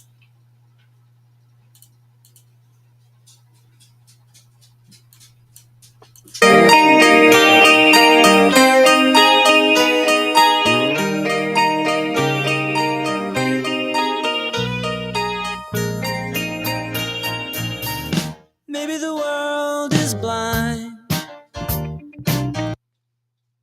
Anybody? Nope. You got me. I used to do this. This used to be my ringtone once upon a time too. One of my first crushes. Talk about a damaged little girl. Fucking Punky Brewster. Wow. Yeah. No, I didn't know the song that well. I didn't know that song. Yeah, I do remember. I've seen Punky Brewster. And all the yeah. Punky Brewster. Yeah, the song changes. Yeah, WKRP in Cincinnati. Oh, that's a great one. Some really funny jokes. Okay, if we're doing WKRP, I'm playing on that one. That one, 2 of the best episodes ever in TV. The turkeys can't fly. My God, turkeys can't fly. Turkeys out of an airplane. Thought you're going to like. Oh my As goodness. God is my witness, I thought turkeys could fly. This is when they decided to secretly do a promo and impress everybody else at the radio station by dropping live turkeys from a helicopter over a shopping mall where they exploded literally because turkeys can't fly onto the cars, breaking windshields. And yes. Oh my God. I don't know if that went as far as the animal. They did have the episode where Les thought it would be cute to have the dancing chickens, so he got caught putting a hot plate under the chickens to make them dance. Oh yeah, I forgot about that one. That's great too. That was bad, but also I don't know about you guys, but when the bee was missing off of the teletype machine, I thought I was going to also lose it laughing. Because of the giant lizard, that overtook the Cincinnati area. Yeah, WKRP, the best. Taxi, I'm gonna start awesome. watching it. That's when I get to. Yeah. My friend, that and the whole thing around how it became like the Andy Kaufman and the whole that whole thing was just a wonder to have grown up during that era and see Andy Kaufman on shows where he would come out as the foreign man and you didn't know who the fuck he was, yet. And he would be talking like that. And you're like, okay, what am I watching? And then suddenly he busts into Elvis. That stuff was genius. And I mean, I saw it happen because I watched Carson every night. For the comedians, that's why I watched Carson. I didn't really care about stars yammering on about their movies that I didn't watch anyway. But the comedians, that was my jam. And seeing that develop and then the craziness that came with Kaufman over the years, that's hugely formative in my comedy sensibility. Blossom? Jeez. How many times do I still? Karen, you're 100% correct. We are so programmed. I'm watching her. We are it's so nuts that I we're know. all sitting here doing this right now. So much wasted time. Yeah. It's and R&D program. Not at all. Look at us sitting here yammering on about it. Oh, remember this? Could have just watched that invented. Metalocalypse, the Metalocalypse where they do comedy, and that one comedian's up there. You remember Snorks? Yeah, remember those? That was his whole routine. Yeah, they were fun. Remember Snorks? Remember? And that was his whole routine. Was remember this? Remember that? Now I have to wonder if I'm fully deprogrammed.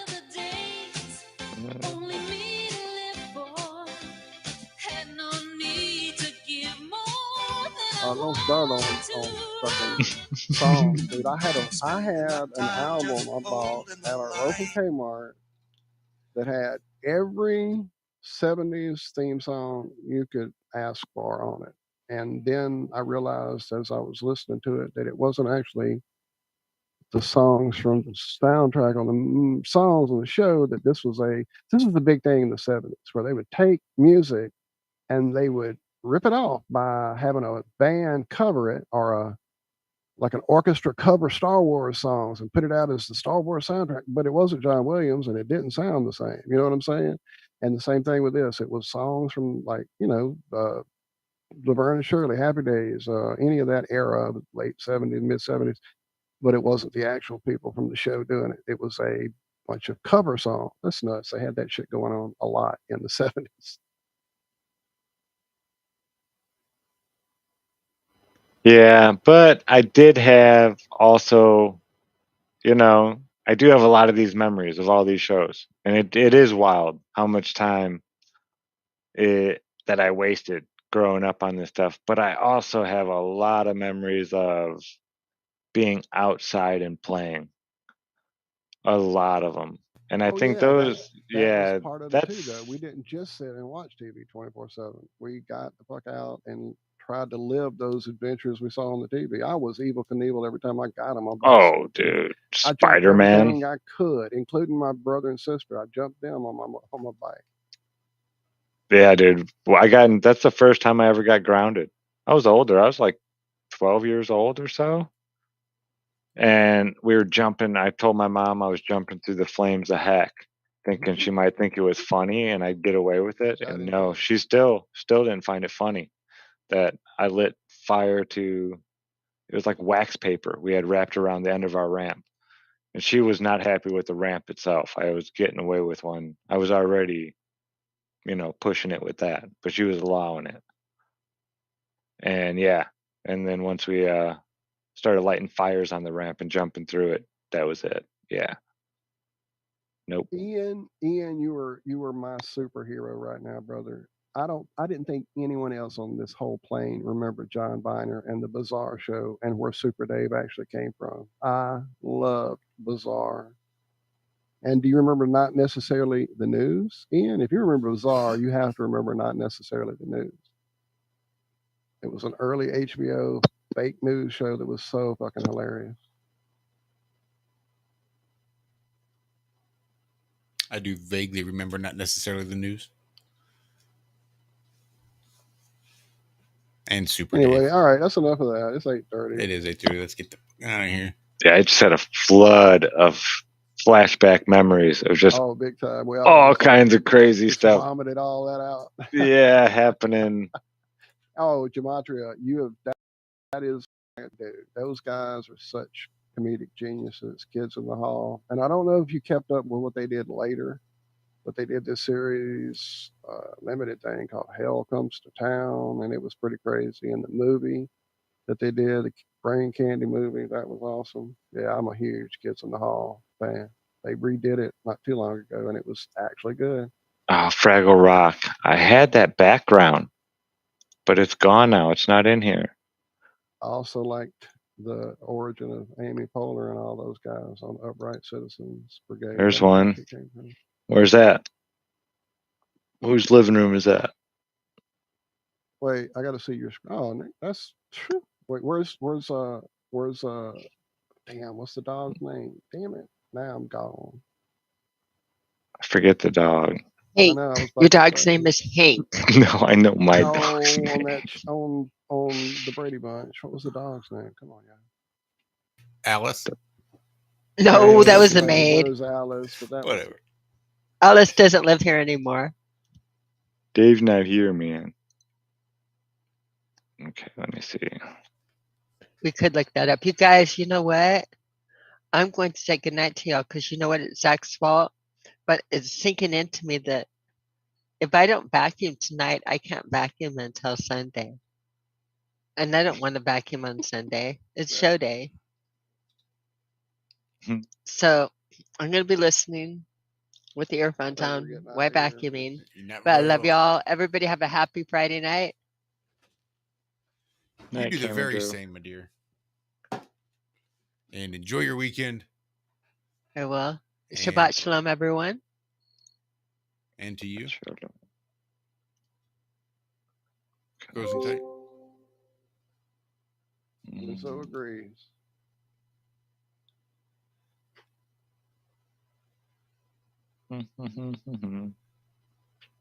Y'all hearing her? Rizzo and Kaniki. Mecca High, Mecca Hiney Ho. Remember that one? Oh yeah. Still got that soundbite somewhere. Do I remember that one? Hang on. Let me see. I know I got Fraggle Rock in here. They took it off my list of usable for some reason. Yeah, I remember that one, Zach.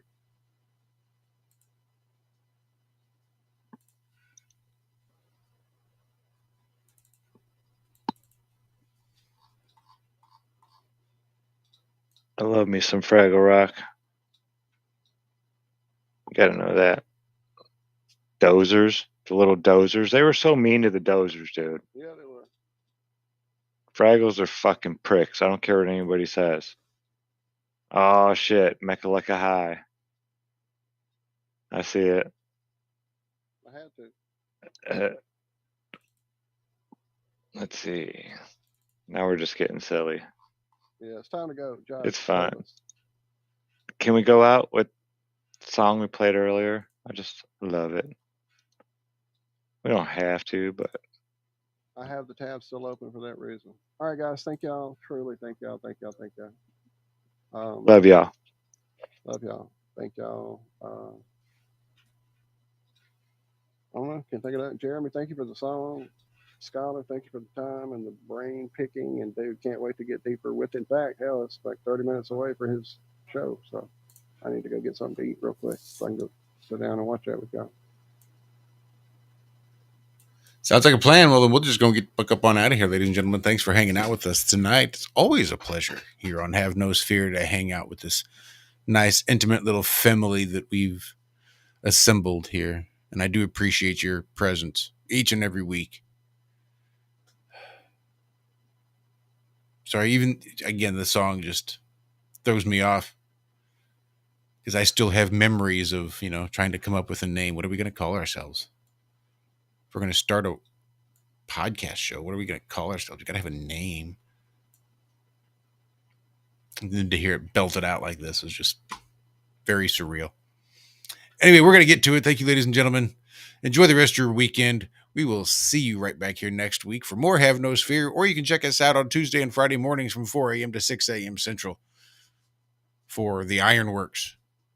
Same spot you're at right now, or you can find us on truthfrequencyradio.com, tfrlive.com, and various other platforms. Until then, be good, be well, we love you, bye-bye. Do it, Walt.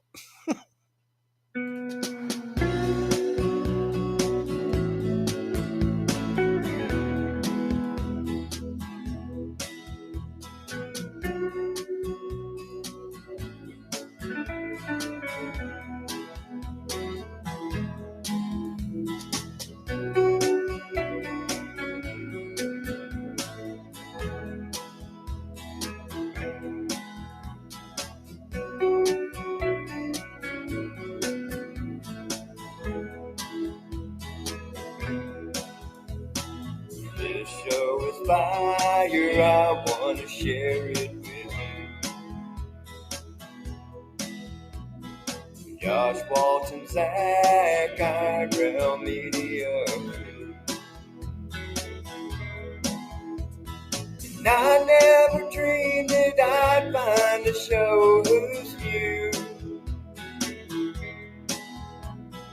match a lot of mine the way y'all do. Oh, I'm real meeting you. Oh, I'm real meeting you. Is cool.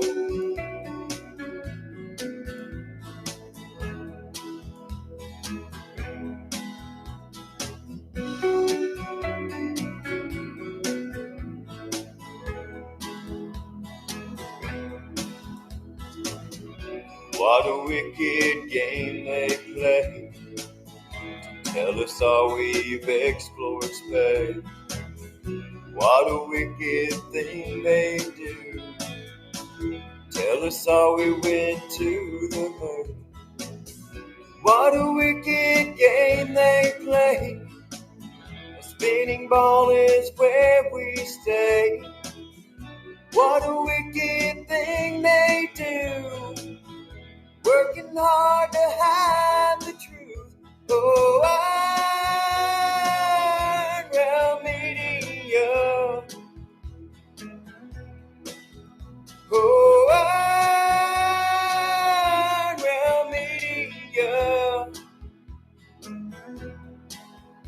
It's true.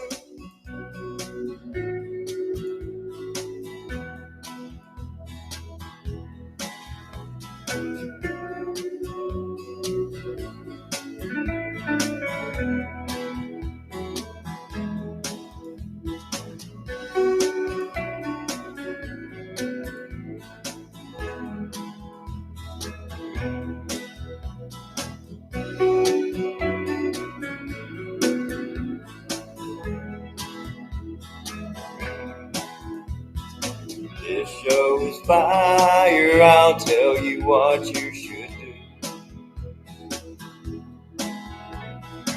Listen to these guys as they try to explain to you. NASA is fake and we don't live on no globe.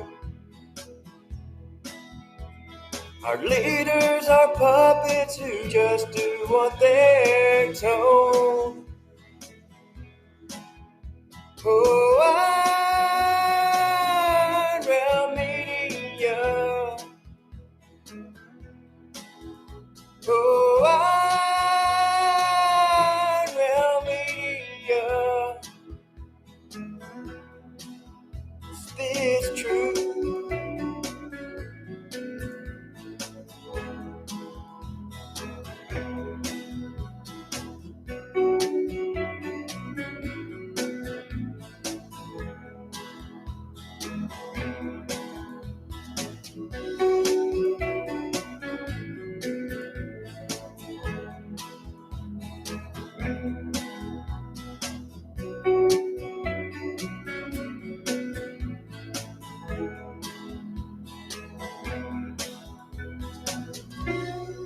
Nobody should trust NASA.